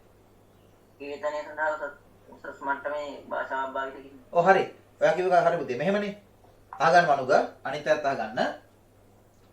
කේතනය සඳහා කියලා කියන්නේ පුතේ ක්‍රමලේඛ නිර්මාණය සඳහා කියන එක. එතකොට දැන් අපි දන්නවා දෙවෙනි පරම්පරාව අවසන් වෙනකොට උසස් ක්‍රමලේඛ භාෂා භාවිත කරන්න පටන් ගත්තා. එහෙනම් තුන්වෙනි පරම්පරාවේදී කොහොමද පාවිච්චි කරන්න බෑ පුතේ? එතකොට උසස් ක්‍රමලේඛ භාෂා පාවිච්චි කරන්න පටන් ගත්ත නිසා තමයි එහෙම නැත්නම් උසස් ක්‍රමලේඛ භාෂා භාවිත කරපු නිසා තමයි මෘදුකාංග නිර්මාණය කරන්න පුළුවන් වුනේ.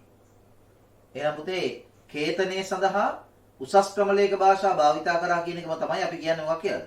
මෘදුකාංග නිර්මාණය ආරම්භ වුණා කියලා. මොකද මෘදුකාංග නිර්මාණය කරන්න ඕනේ මොනවද? උසස් ක්‍රමලේඛ භාෂාවලින්. තේරෙනවනේ? ඔය දාලා තියෙනවා අර යතුරු පූර්ව මූසිකේ භාවිත කරා. ඒක හරි පුතේ. ඒවා වැරදි නෑ. මම කියන්නේ ඊට වඩා ප්‍රබල තව කාරණයක් මතු කරන්න තියෙනවා අපිට. ඔයගොල්ලෝ ඉගෙන ගත්තා ඒක. මොකද්ද?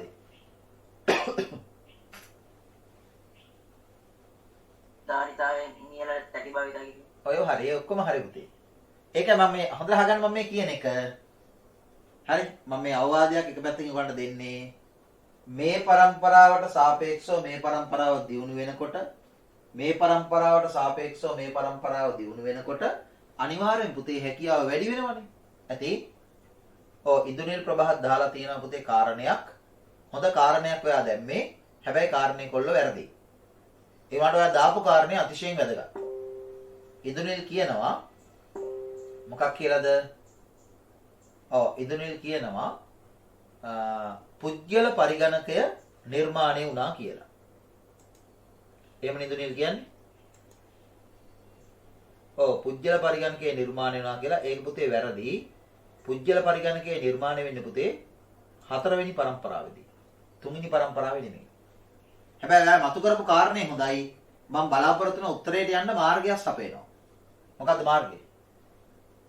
ඔව් උගාට මම ඉගෙනුවා 60 දශකයේ මුල හරිය තමයි කිව්වා නිර්මාණය වුණේ නිශ්චිත පරිගණක වර්ග විදිහට මොනවද? මහා පරිගණක, මධ්‍ය පරිගණක සහ සුපිරි පරිගණක. තේරෙනවනේ? එතකොට එවැනි පරිගණක කලින් තිබුණේ නැහැ. එතකොට කලින් පරිගණක තිබුණාට පුතේ ඒ කියන්නේ මේ පළවෙනි සහ දෙවෙනි පරම්පරාවල පරිගණක අපි මේ තිබුණාට ඒ පරිගණක මෙන්න මේ වර්ගයේ පරිගණක කියලා කියන්න පුළුවන් මට්ටමට දිනු වෙලා තිබුණේ නැහැ. ඒක පුතේ විකාශනයේ මුල් අවස්ථාව. ඔය 60 දශකයේ මැද හරිය වෙනකොට තමයි මුල මැද හරිය වෙනකොට තමයි මහා මධ්‍ය සහ සුපිරි කියන පරිගණක වර්ග නිර්මාණය වෙන්න පටන් ගත්තේ. ඒක සුවිශේෂී කාරණයක්. ඒ කියන්නේ නිශ්චිත පරිගණක නිර්මාණය ආරම්භ වුණා. හරි ලියන්න එහෙනම් අවසන් කාරණේ එතන මහා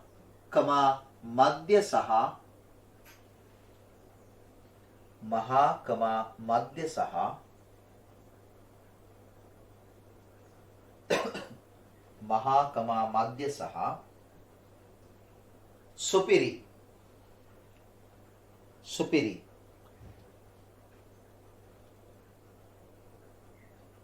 යන පරිගණක වර්ග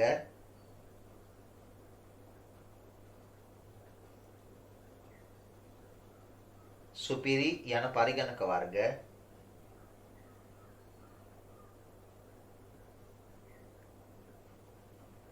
නිර්මාණය ආරම්භුනි යන පරිගණක වර්ග නිර්මාණය ආරම්භුනි right යන පරිගණක වර්ග නිර්මාණය ආරම්භුනි එහෙනම් දැන් තුන්වෙනි පරම්පරාවේ මතු කරන්න ඕනේ සුවිශේෂීම කාරණාවක් තමයි මෘදුකාංග නිර්මාණය. තව කාරණයක් තමයි පුතේ ඔය මහා මධ්‍ය සුපිරි වගේ නිශ්චිත පරිගණක නිර්මාණය ආරම්භ වී.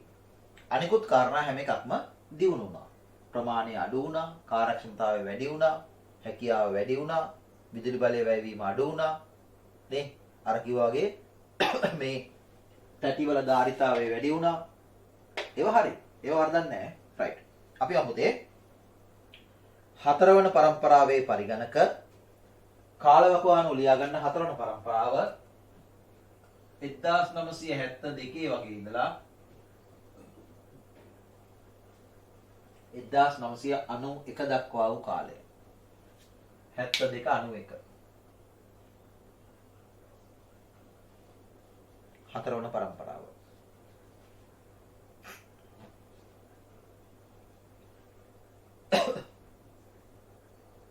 right ලියන්න ඉස්සෙල්ලාම පේලි දෙකක් වෙන් කරලා තියෙනවා ඒ පේලි දෙකේ ලියන්න සුද්‍ර සකසන මේ තියෙන පුතේ අපිට ලියලා නැහැ ඒකනේ මේ ලියන්න සුද්‍ර සකසන සුද්‍ර සකසන වරන් ඇතුළේ ලියන්න මයික්‍රෝ ප්‍රොසෙසර් නේද සුද්‍ර සකසන වරන් ඇතුළේ ලියන්න මයික්‍රෝ ප්‍රොසෙසර් සුද්‍ර සකසන වරන් ඇතුළේ මයික්‍රෝ ප්‍රොසෙසර් වරන් වහලා භාවිතයෙන් ගොඩනගන ලද පරිගණක සුද්‍ර සකසන වරන් ඇතුළේ මයික්‍රෝ ප්‍රොසෙසර් වරන් වහලා භාවිතයෙන් ගොඩනගන ලද පරිගණක භාවිතයෙන් ගොඩනගන ලද පරිගණක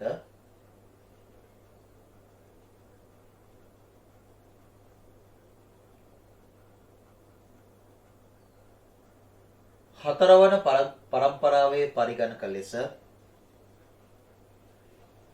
භාවිතයෙන් ගොඩනගන ලද පරිගණක හතරවන පරම්පරාවේ පරිගණක ලෙස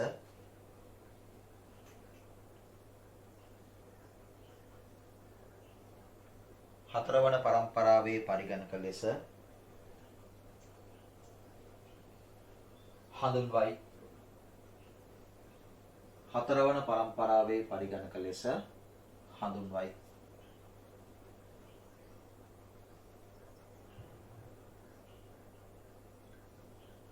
right ඒ පළවෙනි පේලි දෙකේ ලියාගත්තා ඊගාවට පේලි තුනක් තියෙනවා 15 වෙනි පිටුවේ පේලි හතරක් තියෙනවා 16 වෙනි පිටුවේ එහෙනම් 15 වෙනි පිටුවේ තියෙන පේලි තුනේ ලියන්න පටන් ගන්න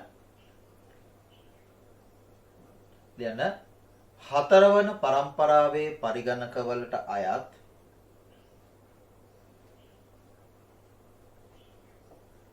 හතරවන පරම්පරාවේ පරිගණක වලට අයත්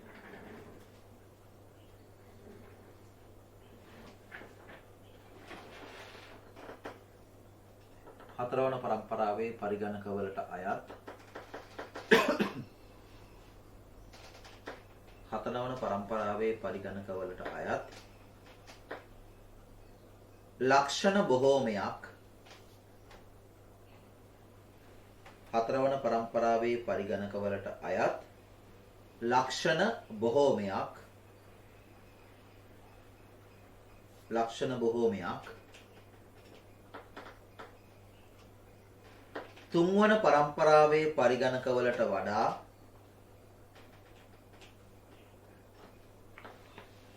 ලක්ෂණ බොහෝමයක් තුන්වන පරම්පරාවේ පරිගණක වලට වඩා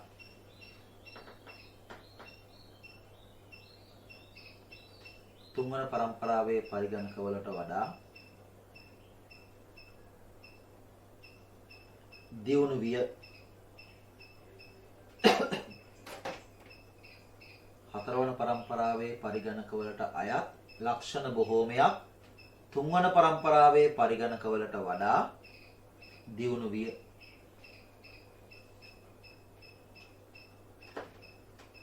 දියුණු විය full stop ඒකටම ලියන්න පුතේ. එනම් කාර්යක්ෂමතාව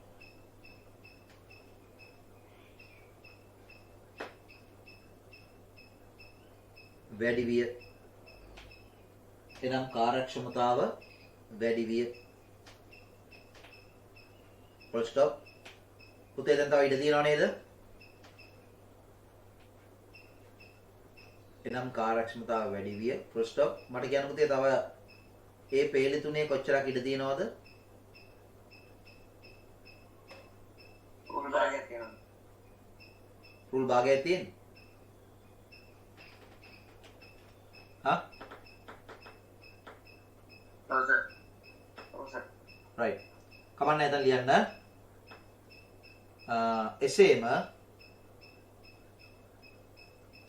එසේම ගබඩා මාධ්‍ය ඊගා පිටුවට යන්න එපා පුතේ. ඔතනම ලියලා අවසන් කරන්න. 16 වෙනි පිටුවට යන්න නැතුව මම මේ කියන ටික ඔතනම ලියලා අවසන් කරන්න. එසේම ගබඩා මාධ්‍ය කමා ආදාන ප්‍රතිදාන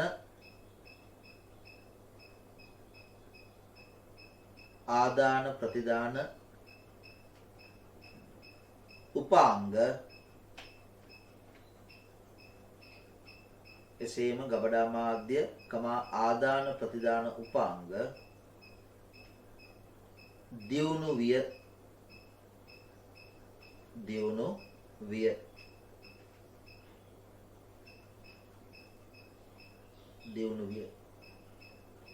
right. දැන් එන 16 වෙනි පිටුවට.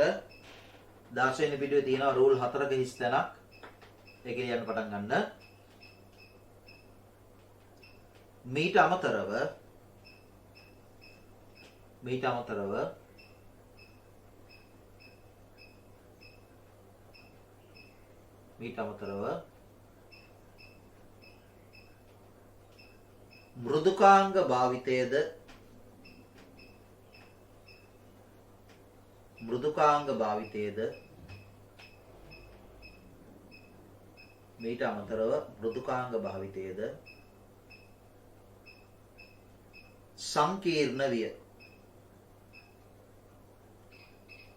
මීට අමතරව මෘදුකාංග භාවිතයේද සංකීර්ණ විය.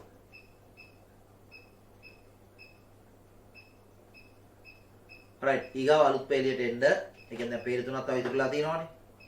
නේ? එතකොට ඔය හිස්තැනේ දෙවෙනි පේලියට එන්න තර ලකුණක් දාලා ලියන්න.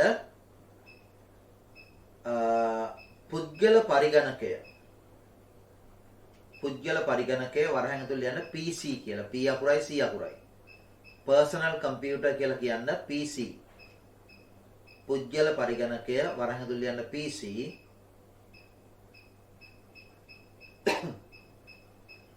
නිර්මාණය කිරීම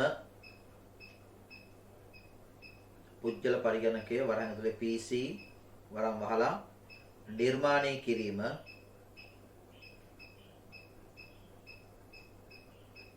හතරවන පරම්පරාවේදී සිදු වූ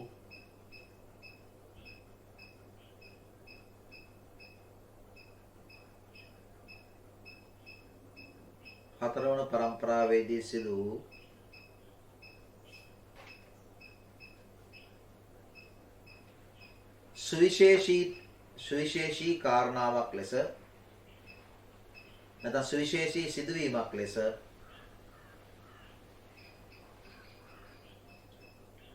සුවිශේෂී සිදුවීමක් ලෙස ගත හැක. සුවිශේෂී සිදුවීමක් ලෙස ගත හැක.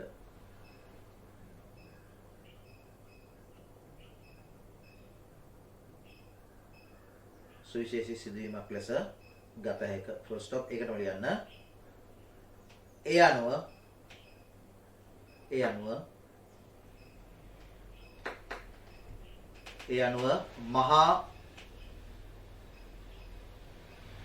ඒ අනුව මහා කමා මධ්‍ය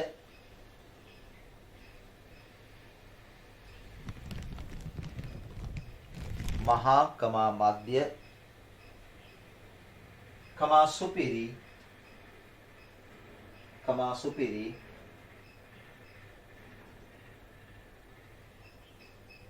සහ පුද්ගල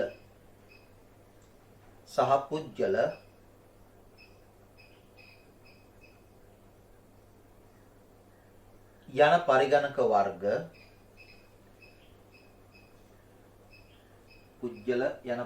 වර්ග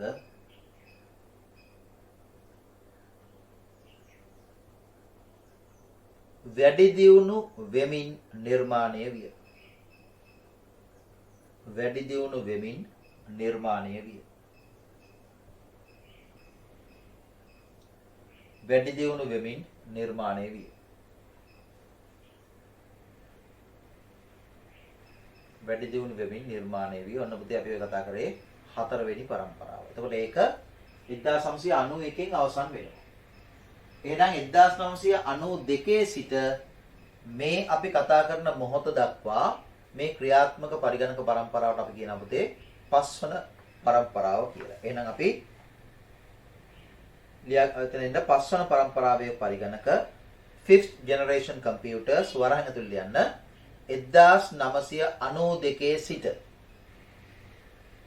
සිට කියලා ලියලා ඩොට් ටිකක් දාන්න. අපිට මේක අවසන් වෙන්නේ කවද්ද කියලා කියන්න බෑ නේ. ඒ කියන්නේ පුතේ පස්වෙනි පරම්පරාව අවසන් වෙන්න නම් හයවෙනි පරම්පරාවක ආරම්භ වෙන්න එපා නේද? තාම අපිට කියන්න බෑ හයවෙනි පරම්පරාවක් කවදා ආරම්භ වෙනවද කියන එක. ඒ නිසා අපි මේ භාවිතා කරමින් ඉන්නේ පස්වන පරම්පරාවේ පරිගණක. රයිට්. එහෙනම් 1992 සිට නැත්නම් 92න් පසු නේ ලියන්න. එහෙනම් රෝල් දෙකක ස්ථානක් තියෙනවා. ඒක ලියන්න. වැඩි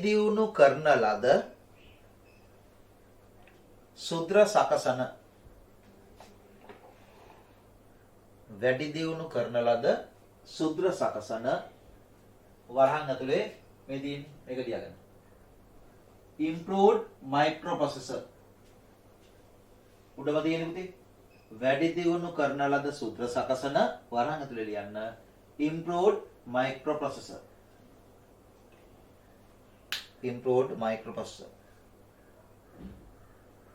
වරහන් වහන්න. භාවිතයෙන් ගොඩනගන ලද පරිගණක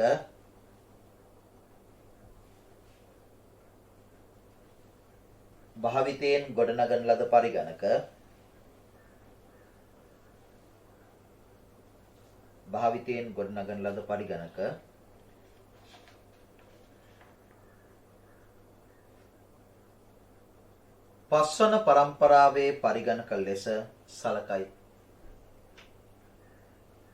භාවිතයෙන් ගොඩනගන ලද පරිගණක පස්වන පරම්පරාවේ පරිගණක ලෙස සලකයි. භාවිතයෙන් ගොඩනගන ලද පරිගණක පස්වන පරම්පරාවේ පරිගණක ලෙස සලකයි.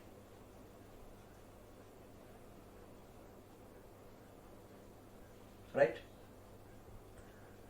හරි. ඊට පස්සේ රූල් 4ක හිස්තැනක් තියෙනවා. කවුරු හරි දරුවෙක් මට අවධාරණය කරලා දෙන්න, මතක් කරලා දෙන්න, නැත්නම් උත්තරයක් විදිහට දෙන්න. මේ පස්වෙනි පරම්පරාවේ පරිගණකවල සිදුවිච්ච සුවිශේෂීම කාරණයක්. දැන් අරව කියන්න එපා පුතේ. ගබඩා මාධ්‍ය දියුණු වුණා, පරිගණකයේ කාර්යක්ෂම වුණා, ප්‍රමාණය තව ටිකක් කුඩා වුණා, වැවෙන විදුලි බලය අඩු වුණා, මිල අඩු වුණා, කාර්යක්ෂමතාවය වැඩි වුණා. ඒවා කියන්න එපා. ඇයි? ඒවා කොහොමත් උනානේ පුතේ. දැන් අපි ඒක දන්නවනේ. ඒවා පළවෙනි එකේදී, දෙවෙනි එකේදී, තුන්වෙනි එකේදී කිව්වට කමක් නැහැ පුතේ. ඊට පස්සේ අපි කියන්න ඕනේ නැහැ. ඇයි පුතේ? අපි දන්නවනේ පරිගණකේ එන්න දියුණු වුණා කියලා. ඒතකොට කොහොමත් ඔය කියන ලක්ෂණ ඇති වෙනවා.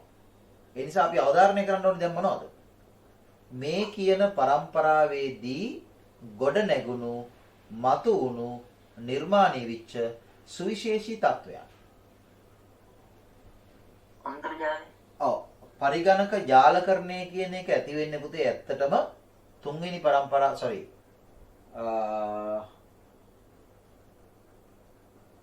ජාලකරණය නිර්මාණය වෙන්නේ පුතේ තුන්වෙනි પરම්පරාව තුල 69 විතර.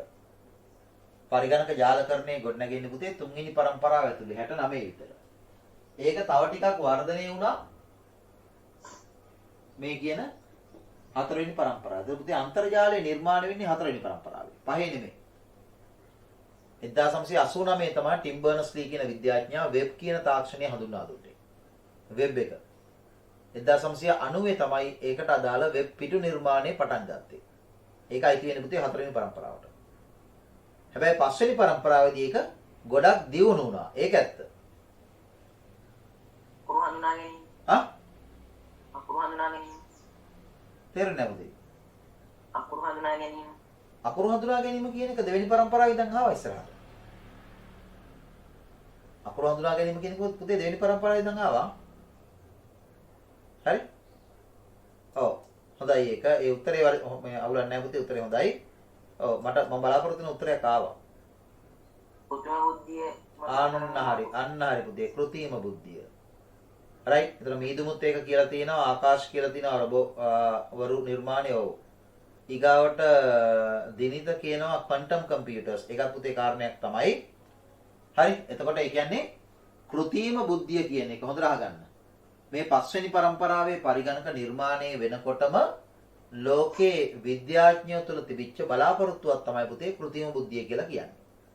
ඒ කියන්නේ මේ පරිගණක යන්ත්‍ර හරහා මෙහෙම හිතන්නකෝ. මේ પરම්පරා පහු කරගෙන පුතේ මෙතෙන්ට එනකොට පරිගණක විද්‍යාඥයෝ තේරුම් ගත්තා මේ පරිගණකය කියන උපකරණය අසීමිතව දියුණු කරලා ඉදිරියට ගෙනියන්න පුළුවන් උපකරණයක් කියලා. ඒ තේරුම් ගැනීමත් එක්ක ඒගොල්ලෝ කල්පනා කරා මේ කෘත්‍රිම බුද්ධිය වගේ දෙයක්. ඒ කියන්නේ මිනිහා තුල හටගන්න බුද්ධිය වගේ තත්වයක් පරිගණකය තුල ගොඩනගන්නේ කොහොමද කියන එක හා සම්බන්ධව. හරි. ඒතර කෘත්‍රිම බුද්ධි සංකල්පය පුතේ පහළ වෙන්නේ පස්වෙනි પરම්පරාවේ ආරම්භයේදී. හරි. එතකොට තාමත් අපි ගමන් කරන්නේ පස්වෙනි પરම්පරාවේ. එතකොට ඒක සාක්ෂාත් කරගන්න නැත්නම් ඒක ප්‍රායෝගිකව ඉටු කරගන්න දැන් ලෝකෙ සමත් වෙලා තියෙනවා. නේ? ඒතර කෘත්‍රිම බුද්ධි සංකල්පය ගොඩනැගෙන්නේ පස්වෙනි પરම්පරාවේ මුලදී. ඒක මේ වෙනකොට සාක්ෂාත් වෙලා තිනවා සාර්ථක වෙලා තිනවා. එතනින් නවතින්න නැතුව අර කවුද දිනිත කිව්වා වගේ මොනවද? ක්වොන්ටම් කම්පියුටර්ස් ඊගාවට මොනවද මේ අණුක පරිගණක ජීව විද්‍යාත්මක පරිගණක ඔය වගේ පුතේ විවිධාකාරයේ පරිගණක යන්ත්‍ර නිර්මාණය කිරීම දැන් ආරම්භ කරලා තියෙනවා. ඒක සුවිශේෂී තත්ත්වයක් විදිහට අපි සලකන්න ඕනේ. හරිද? ඔව් මල්ටිමීඩියා ෆීචර්ස් අරම මේ ඔක්කොම පුතේ යූසර් ෆ්‍රෙන්ඩ්ලි ඉන්ටර්ෆේසස් ආවා. ඒ ඔක්කොම හරි. ඒවා වැරදි නෑ. හරි රයිට්. ලියන්නේ නම් මෙහෙම.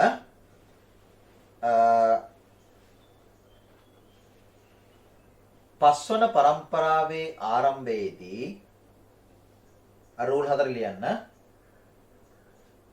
පස්වන પરම්පරාවේ ආරම්භයේදී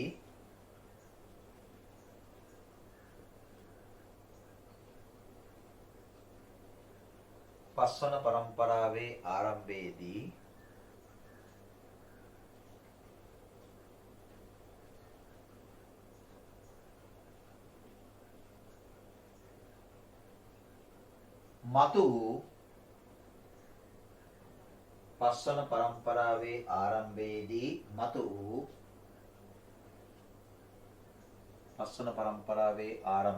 මතු වූ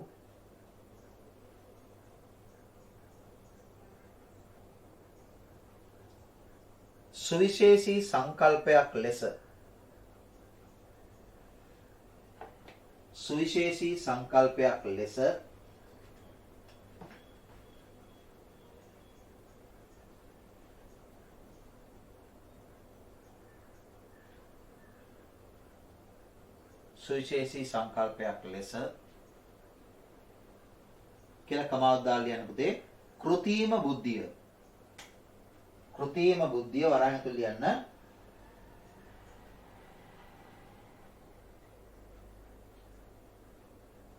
artificial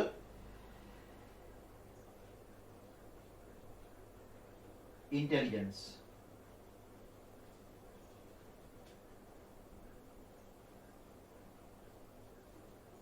මතෝ සුවිශේෂී සංකල්පයක් ලෙස කමාවක් දැම්මා.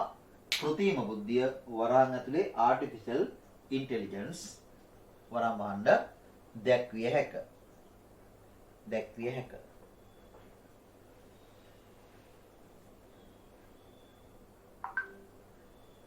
දැක්විය හැක.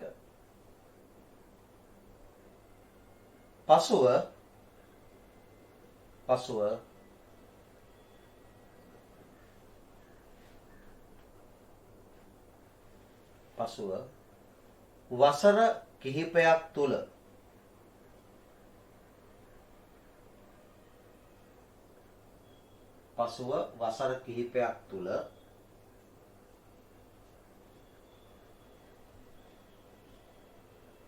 මෙම කෘත්‍රිම බුද්ධි සංකල්පය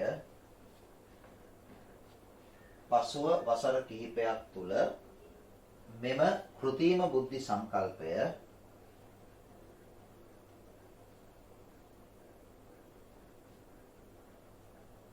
පසුව වසර කිහිපයක් තුළ මෙම කෘත්‍රිම බුද්ධි සංකල්පය යථාර්ථයක් කරමින්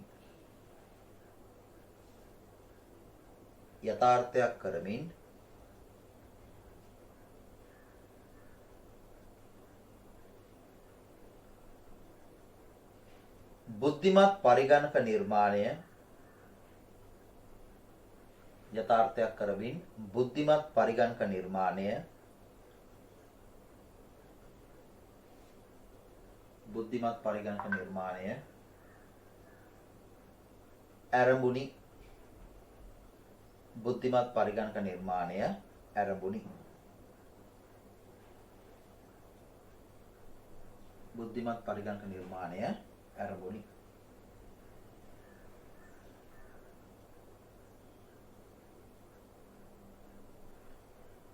ඒකටම කියන රොබෝ යන්ත්‍ර ආදිය මීට උදාහරණ වේ.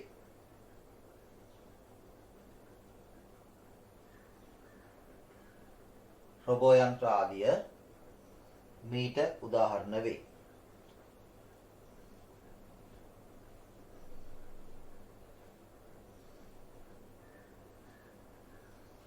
රොබෝ යන්ත්‍ර ආදිය මීට උදාහරණ වේ.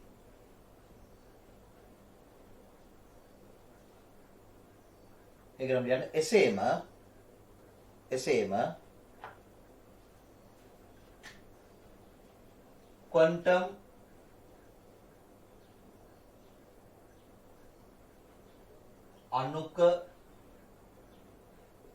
ක්වොන්ටම් අණුක ජීව විද්‍යාත්මක එසේම මම කෙටි කරලා ගන්නේ ක්වොන්ටම් අණුක ජීව විද්‍යාත්මක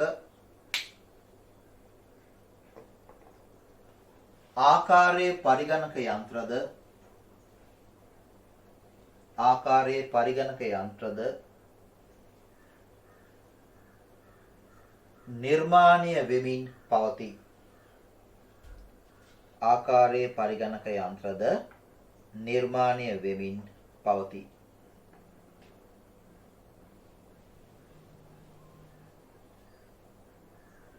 ආකාරයේ පරිගණක යන්ත්‍රද නිර්මාණය වෙමින් පවතී. පුතේ තව ඉඩ තියෙනවද?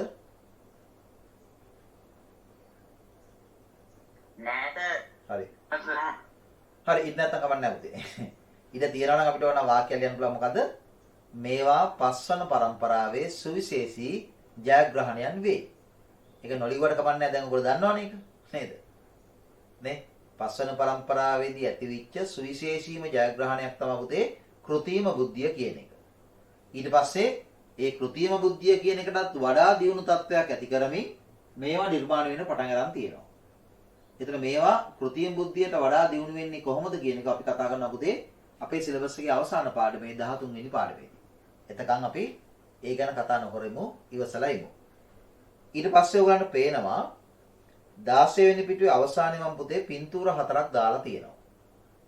ඒ පින්තූර 4නුත් මම ඔයගලන්ට දෙන්න පණිවිඩයක්. ඔයගලන්ට පේනවා මේ පින්තූර 4න් පුතේ වම් පැත්තේ උඩ තියෙන පින්තූරේ උඩ කෙරවලේ පින්තූරේ. එතන ඔයගලන්ට පේනවා වාහනයක් ඇතුලේ කෙනෙක් වාඩි වෙලා පොතක් බලමින් ඉන්නවා. ඒකේ ඉස්සරහා පෙන්නනවා self driving කියලා. එතකොට මේ තියෙන්නේ මොකද්ද? ඔටෝ පයිලට් කාර් එකක්. ඔටෝ පයිලට් කාර් එකක් කියලා කියන්නේ රියදුරෙක් නැති මෝටර රථයක්. පැහැදිලිද? එතකොට මේ වාහනේ යන එක්කෙනා පොතක් බලමින් යනවා. අවුලක් නැහැ. වාහනේ යනවා අදාළ මාර්ගයේ. හරිද? එතකොට ඔය තියෙන්නේ මේ වෙනකොට ලෝකේ පස්වෙනි පරම්පරාවේ පරිගණක තාක්ෂණය තුල ඇති කරගත්ත එක ජයග්‍රහණයක්. රයිට්? ලංකාව ඇතුලේ නම් තාම මේ තත්ත්වේ නෑ. නමුත් අසලස ඉන්දියාවේ මේ තත්ත්වය දැන් පාවිච්චි කරනවා. ඉස්සරහදී ඉන්දියාව පුතේ ටැක්සි සේවාව මේ විදිහට පවත්වාගෙන යන්න බලාපොරොත්තු වෙනවා කියලා කියනවා. ලෝකේ දියුණු රටවල් බොහෝ මේක දැන් මේ තත්ත්වය ආරම්භ කරලා තියෙන්නේ. ඒතර ඒවට පුතේ වෙනම මාර්ග පද්ධතියක් හදනවා. සාමාන්‍ය වාහනයි මේ වාහනයි එකට යන්නේ නෑ. හරි? දැන් ලෝකේ තියෙනවා පුතේ දියුණු රටවල් වල බයිසිකල්. ඒ කියන්නේ ෆුට් බයික්. අපි කකුල් දෙකෙන් පැදගෙන යන බයිසිකල් යන්න වෙනම ට්‍රැක් එකක් තියෙනවා. හරි? ඊගාට මෝටර් බයික්ස් යන්න වෙනම ට්‍රැක් එකක් තියෙනවා. බර වාහන, ලොරි, බස් වගේ ඒවා යන්න තව ට්‍රැක් එකක් තියෙනවා. ඊගාට සැහැල්ලු වාහන යන්න තව ට්‍රැක් එකක් තියෙනවා. ඉතින් මිනිස්සු බොහොම විනයගරුකව ඒ ට්‍රැක්ස් වල ඒ පතයන්ගේ වාහන ධාවනය කරනවා. ඇක්සිඩන්ට් කියන එක පුතේ ඊටාම අඩුයි, සීමිතයි, අවමයි. නැති හා සමානයි. නමුත් ලංකාවේ ගත්තොත් පුතේ දවසකට 7 දෙනෙක් 8 දෙනෙක් මැරෙනවා ඇක්සිඩන්ට් වලින්. හරි? 7 දෙනෙක් 8 දෙනෙක් මැරෙනකොට පුතේ මේ කී දෙනෙක්ගේ කකුල් අතපය කැඩෙනවද? කී දෙනෙක් සදාකාලික ඩිසේබල්ඩ් අබ්බගාත බවට පත් වෙනවද? එතකොට මේ පවුල් වල කට්ටිය කොහොමද ජීවත් වෙන්නේ? ඒවා පුතේ සැලකිය යුතු සමාජ ප්‍රශ්න. හරි? තාම මේ ප්‍රශ්න වලට අපිට විසඳුම් හොයාගන්න බැරි වෙලා තියෙනවා. බලධාරීන්ගේ පැත්තෙනුත් පුතේ හරියට කාර්යයන් කෙරෙන්නේ නැහැ. මිනිස්සුන්ගේ පැත්තෙනුත් පුතේ මිනිස්සුන්ට විනයක් නැහැ. මිනිස්සුන්ට විනයක් නැහැ. මොකද එහෙම විනයක් තියෙනවා නම් පුතේ ඔය වගේ දේවල් වෙන්නේ නැහැ. විශේෂයෙන්ම ඕගොල්ලෝ ඔළුවට ගන්න ඕගොල්ලන්ගේ වයස බොහොම දරුණුයි මේ කාරණේදී. නේ මෝටර් බයික් එකක් වගේ දෙයක් එහෙම අතට ගත්තාම නේ ඒ බයික් එක පාරේ යන්න නෙමෙයි පුතේ බලන්නේ ඉගිල්ලෙන්න. ඉගිල්ලෙන්න පුළුවන් මෝටර් බයික්ස් පුතේ තාම ලෝකේ හදලා නැහැ. එහෙම හදන්නෙත් නැහැ. ඒ නිසා නේ එතකොට වෙන්නේ බොහොම ඉක්මනින් අවසන් ගමන් යන්න. හරි එහෙම ඕනි තරම් පුතේ අවුරුදු 20ට අඩු 14 15ට වැඩි විශේෂයෙන්ම තරුණයෝ නැත්නම් අපේ වචනින් කිව්වොත් කොල්ලෝ අකාලේ මිය යනවා. මොකක් නිසාද? ඔය කියන ක්‍රියාකාරකම නිසා. ඒවා ගැන අවධානය යොමු කළ යුතුයි. මේ හැම දෙයක්ම තියෙන්නේ පුතේ මිනිස්සුන්ගේ ප්‍රයෝජනය සඳහා පව ඇත්ත. හැබැයි ඒක ප්‍රයෝජනය සඳහා මිසක් උමතුවක් සඳහා නෙමෙයි. ඒ කියන්නේ ඒක පිස්සුවක් කරගත්තොත් එහෙම වැඩේ අවුල්. ඒ කියන්නේ අපි අවධානය යොමු කරන්න ඕනේ. එතකොට ඒ වාහන ඒ රටවල් වල පුතේ ක්‍රමානුකූලව ගමන් කරනවා කිසි අවුලක් නැහැ. හරි? පැහැදිලිද? ඊට පස්සේ දෙවෙනි පින්තූරය ගත්තොත් ඔයගලන්ට පේනවා මේ තියෙන පුතේ කාර් නිෂ්පාදනය කරන කර්මාන්ත ශාලාවක්.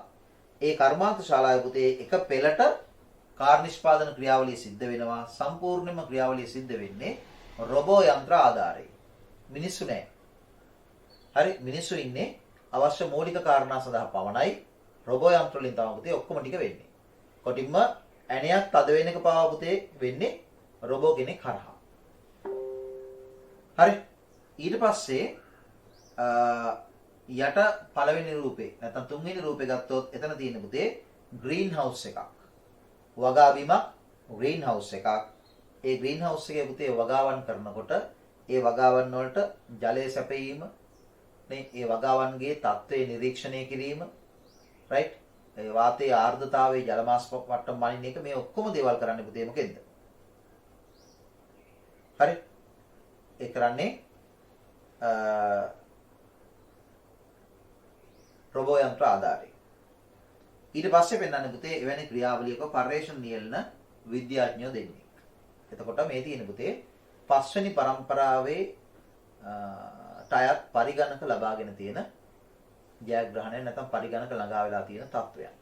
එතකොට ඇත්තම කතන්දරය ගත්තොත් එහෙනම් පුතේ ලෝකේ බොහෝ රටවල් මේ හා සම්බන්ධව බොහෝ ප්‍රතිලාභයන් ලැබුවට අවාසනාවකට පුතේ ලංකාව තාම ඒ ලොකු ප්‍රතිලාභයන් ලබන්නේ නැහැ. අපිට පුතේ කෘෂිකාර්මික භූමිය ඇතුලේ රොබෝ යන්ත්‍ර භාවිතා නොකලට ප්‍රශ්නයක් නැහැ. නේද? අපේ මිනිසුන්ට තාම හයිය හත්තිය තියෙනවනේ නේද? රොබෝ යන්ත්‍ර භාවිතා නොකලට කමක් නැහැ. අනාගතේ ඒවා පාවිච්චි කරන්න පුළුවන් නම් හොඳයි. හැබැයි අපේ රටේ දියුණු කරන්න ඕනි පුතේ මොනවද? එවැනි යන්ත්‍ර නිර්මාණය කිරීමේ දැනුම සහිත පරපුරක්. ඒ පරපුර පුතේ දියුණු කරොත් හැදුවොත්, ඒ කියන්නේ ඕගොල්ලන්ව අනාගතේ ඒ தත්තෙට ගත්තොත්, ඕගොල්ලන්ට පුළුවන් පුතේ ලෝකේ ඕනෑම රටකට ගිහිල්ලා ඊටාම හොඳ රැකියාවක් කරන්න, ඊටා විශාල වැටුපකට හොඳ ජීවිතයක් ගත කරන්න පුළුවන්. රයිට්? එතකොට ඒ ගන්න වැටුපෙන් පුතේ කොටසක් ලංකාව කියන රටටත් එනවනේ. එතකොට අපිට ඔය කතා කරන ඩොලර් ප්‍රශ්නෙට එහෙම ලොකු විසඳුමක් ඔතනින් හදන්න පුළුවන්. නමුත් අවාසනාවකට තාම බලධාරීන් පුතේ එතෙන්ට සූදානම් නැහැ. බලධාරීන් කියන්නේ පාලකයෝ. වර්තමාන රජය ගත්තත් ජනාධිපතිතුමා ඇතුළු කණ්ඩායමයකට සූදානම් නැහැ හරියට. නේ ඊට කලින් තිබුණ ආණ්ඩුවෙත් නැහැ, ඊට කලින් තිබුණ ආණ්ඩුවෙත් නැහැ. මේවා පුතේ වෙන්නේ නැත්තේ නැහැ. නේ? හැබැයි කියන්නේ වෙන්න ඕනි දේවල් බොහොම හිමින් පුතේ සිද්ධ වෙන්නේ. මදි ඒක. දැන් මේ ICT වගේ දේවල් පුතේ උසස් පෙළට මොකද්ද වෙන්න ඕනි? අනිවාර්ය විෂයන් වෙන්න ඕනි. හරි ඒක මම ගණන හින්දා මේ කියන්නේ. ඒක තමයි ලෝකේ තත්ත්වය. දැන් ලෝකේ දියුණු හැම රටකම ඔක වෙලා තියෙනවා පුතේ. ඉන්දියාවෙත් වෙලා තියෙනවා. ගොඩක් ප්‍රාන්තවල. හරි? එතකොට ICT වලට කැම්පස් වෙනම වැටෙන්න ඕනේ. තාම ලංකාවේ එහෙම නැහැ නේද? මේ ICT පීට ICT ඒ කියන්නේ අපි කියන්නේ ඔකට කියන මොකද්ද? මේ ෆැකල්ටිස් තියෙනවා. හැබැයි ICT විශ්වවිද්‍යාල වෙනම නැහැ. තේරෙනවද? එතන අපි කොළඹ විශ්වවිද්‍යාලයේ IT ෆැකල්ටි එකක් තියෙනවා. ICT ෆැකල්ටි එකක් තියෙනවා. මොරටුවේ තියෙනවා. පේරාදෙණියේ තියෙනවා. වෙනත් විශ්වවිද්‍යාලයක් තියෙනවා. එහෙම නෙමෙයි පුතේ. ICT විශ්වවිද්‍යාල කිහිපයක් ලංකාවේ පිහිටවලා හරි උසස් පෙළ ICT හදාරන ළමයින්ගේ කුසලතාවයන් සපුරපු ළමයි එතෙන්ට තෝරගෙන අරගෙන ඒගොල්ලන්ට ICT knowledge එක ගොඩක් හොඳට දීලා ඒ knowledge එක හරහා විවිධාකාර නිෂ්පාදනයන් කරන පරපුරක් බිහි කරන්න ඕනි. එහෙම කරොත් පිටරට ගිහිලා රැකියාවක් කරත් ලංකාවේ ඉඳන් පුතේ රැකියාවක් කරත් ලොකු ආදායමක් ලබා ගන්න පුළුවන්. මොකද ලංකාවේ ඉඳන් ඕනි තරම් පිටරට වැඩ ලංකාවේ ඉඳන් කරන්න පුළුවන්. එතකොට ඒවට අපිට ආදායම ලැබෙන්නේ ඩොලර් වලින්. දැන් තේරෙනවද? එතකොට එහෙම ගමන් කළ හැකි සුපිරි මාවත් අපිට තියෙනවා. නමුත් අපි රටක් විදිහට අවාසනාවන්තයි තාම ඒ මාවත් හරියට අපි ග්‍රහණය කරලා ටච් කරලා නැත්තම් භාවිතා කරලා නෑ. හරියට යම් ප්‍රමාණයක් පාවිච්චි කරනවා පුතේ. යම් ප්‍රමාණයක් පාවිච්චි කරනවා ඒක හොඳයි. නමුත් තව පාවිච්චි කරන්න පුළුවන්. මොකද ලංකාවට තියෙන වැදගත්ම සම්පත තමයි පුතේ මානව සම්පත. මේ මානව සම්පත දිනු කරලා ඉස්සරහට ගත්තොත් ලෝකෙට සෑහෙන දෙයක් කරන්න පුළුවන්. හරි? රයිට්. එතන ඔය අපි කතා කරලා අවසන් කරේ එහෙනම් අද දවස් තුල මොකද්ද? පරම්පරා අනුව පරිගණක වර්ගීකරණය. දැන් බලන්න 17 පිටුවේ සහ 18 පිටුවේ 18 පිටුවේ මුල හරියේ ඔව් පරම්පරා අනුව පරිගණක වර්ගීකරණය කියන එකට අදාළ කරන ওই කාරණා සංක්ෂිප්තව මම වගුවකින් දක්වලා තියෙනවා. ඒ වගුවල තියෙන කාලය නම් පුතේ වෙනස්. ඒ කාලයන් ටික ඔයගොල්ලෝ ටිපෙක්ස් කරලා හදාගන්න මේ කාලයන් වලට. මොකද ඔය මං ගත්තේ පොතකින්. ඔය පොතේ තියෙන කාල තමයි ඔය තියෙන්නේ. ඒ හින්දා ඕවා ටිපෙක්ස් කරලා පුතේ කපලා අයින් කරලා ඔයගොල්ලෝ දැන් නෝට් එකේ ලියාගත්ත කාලයන් ටික උතෙන්ට ගන්න පරම්පරා පහට. ඊට පස්සේ මේ ලක්ෂණ බලන්න. ඒ පරම්පරාවට දාලා පරිගණක වලට උදාහරණ ඔය ඔක්කොම ටික මෙතන තියෙනවා. රයිට්. එහෙනම් අපි පරම්පරා අනුව පරිගණක වර්ගීකරණය කියන මාතෘකාව උතනින් අවසන් කරනවා. ඊට පස්සේ අපිට යන්න තියෙන 18 වෙනි පිටුවේ දෙවෙනි මාතෘකාව විශාලත්වය අනුව පරිගණක වර්ගීකරණය කියන එක. හරි. එතකොට අපේ කාලය දැන් ගෙවලා ගිහින් තියෙනවා. එතකොට අපිට පුළුවන් ලබන සුමානේ ඔය මාතෘකාව කතා කරලා පුතේ ඇත්තම වර්ගීකරණය සම්පූර්ණයෙන් අවසන් කරන්න පුළුවන්. හේතුව මේක තමයි ටිකක් ලොකු මාතෘකාවක් විදිහට තියෙන්නේ. මේ හැම මාතෘකාවක්ම කුඩයි. එයන ඔයගලන්ට පේනවා විශාලත්වය අනුව පරිගණක වර්ගීකරණය කියන මාතෘකාවට දාලා කාරණා තියෙන්නේ 18 වෙනි පිටුවේ නේ පටන් අරගෙන ඒ පරිගණක වර්ග ටික සුපිරි පරිගණක, මහා පරිගණක, මධ්‍ය පරිගණක සහ සුත්‍ර පරිගණක කියන වර්ග ටික දාලා තියෙනවා. තව වැඩහල් සහ සේවාදායක පරිගණක කියලා තියෙනවා. ඒවා අපි කලින් කතා කරපුවා. ඊගාට 22 පිටුවේ තියෙනවා තාක්ෂණය අනුව පරිගණක වර්ගීකරණය. ඊට පස්සේ 23 වෙනි පිටුවේ තියෙනවා භාවිත කරන කාරණේ අනුව පරිගණක වර්ගීකරණය. ඒකට අපිට ලබන සුමානේ පුළුවන් පුතේ ওই කාරණා ටික කතා කරලා අවසන් කරන්න. එතකොට පරිගණක වර්ගීකරණය කියන මාතෘකාව අවසන් වෙනවා. තේරුණානේ? හරි. එහෙනම් අපි අදට ක්ලාස් එක උතනින් නවත්තමු. අපි ලබන සුමානේ ඔය නවතුම් තැන ඉඳන් ඉස්සරහට යමු. එහෙනම් සියලු දෙනාටම ආයුබෝවන්.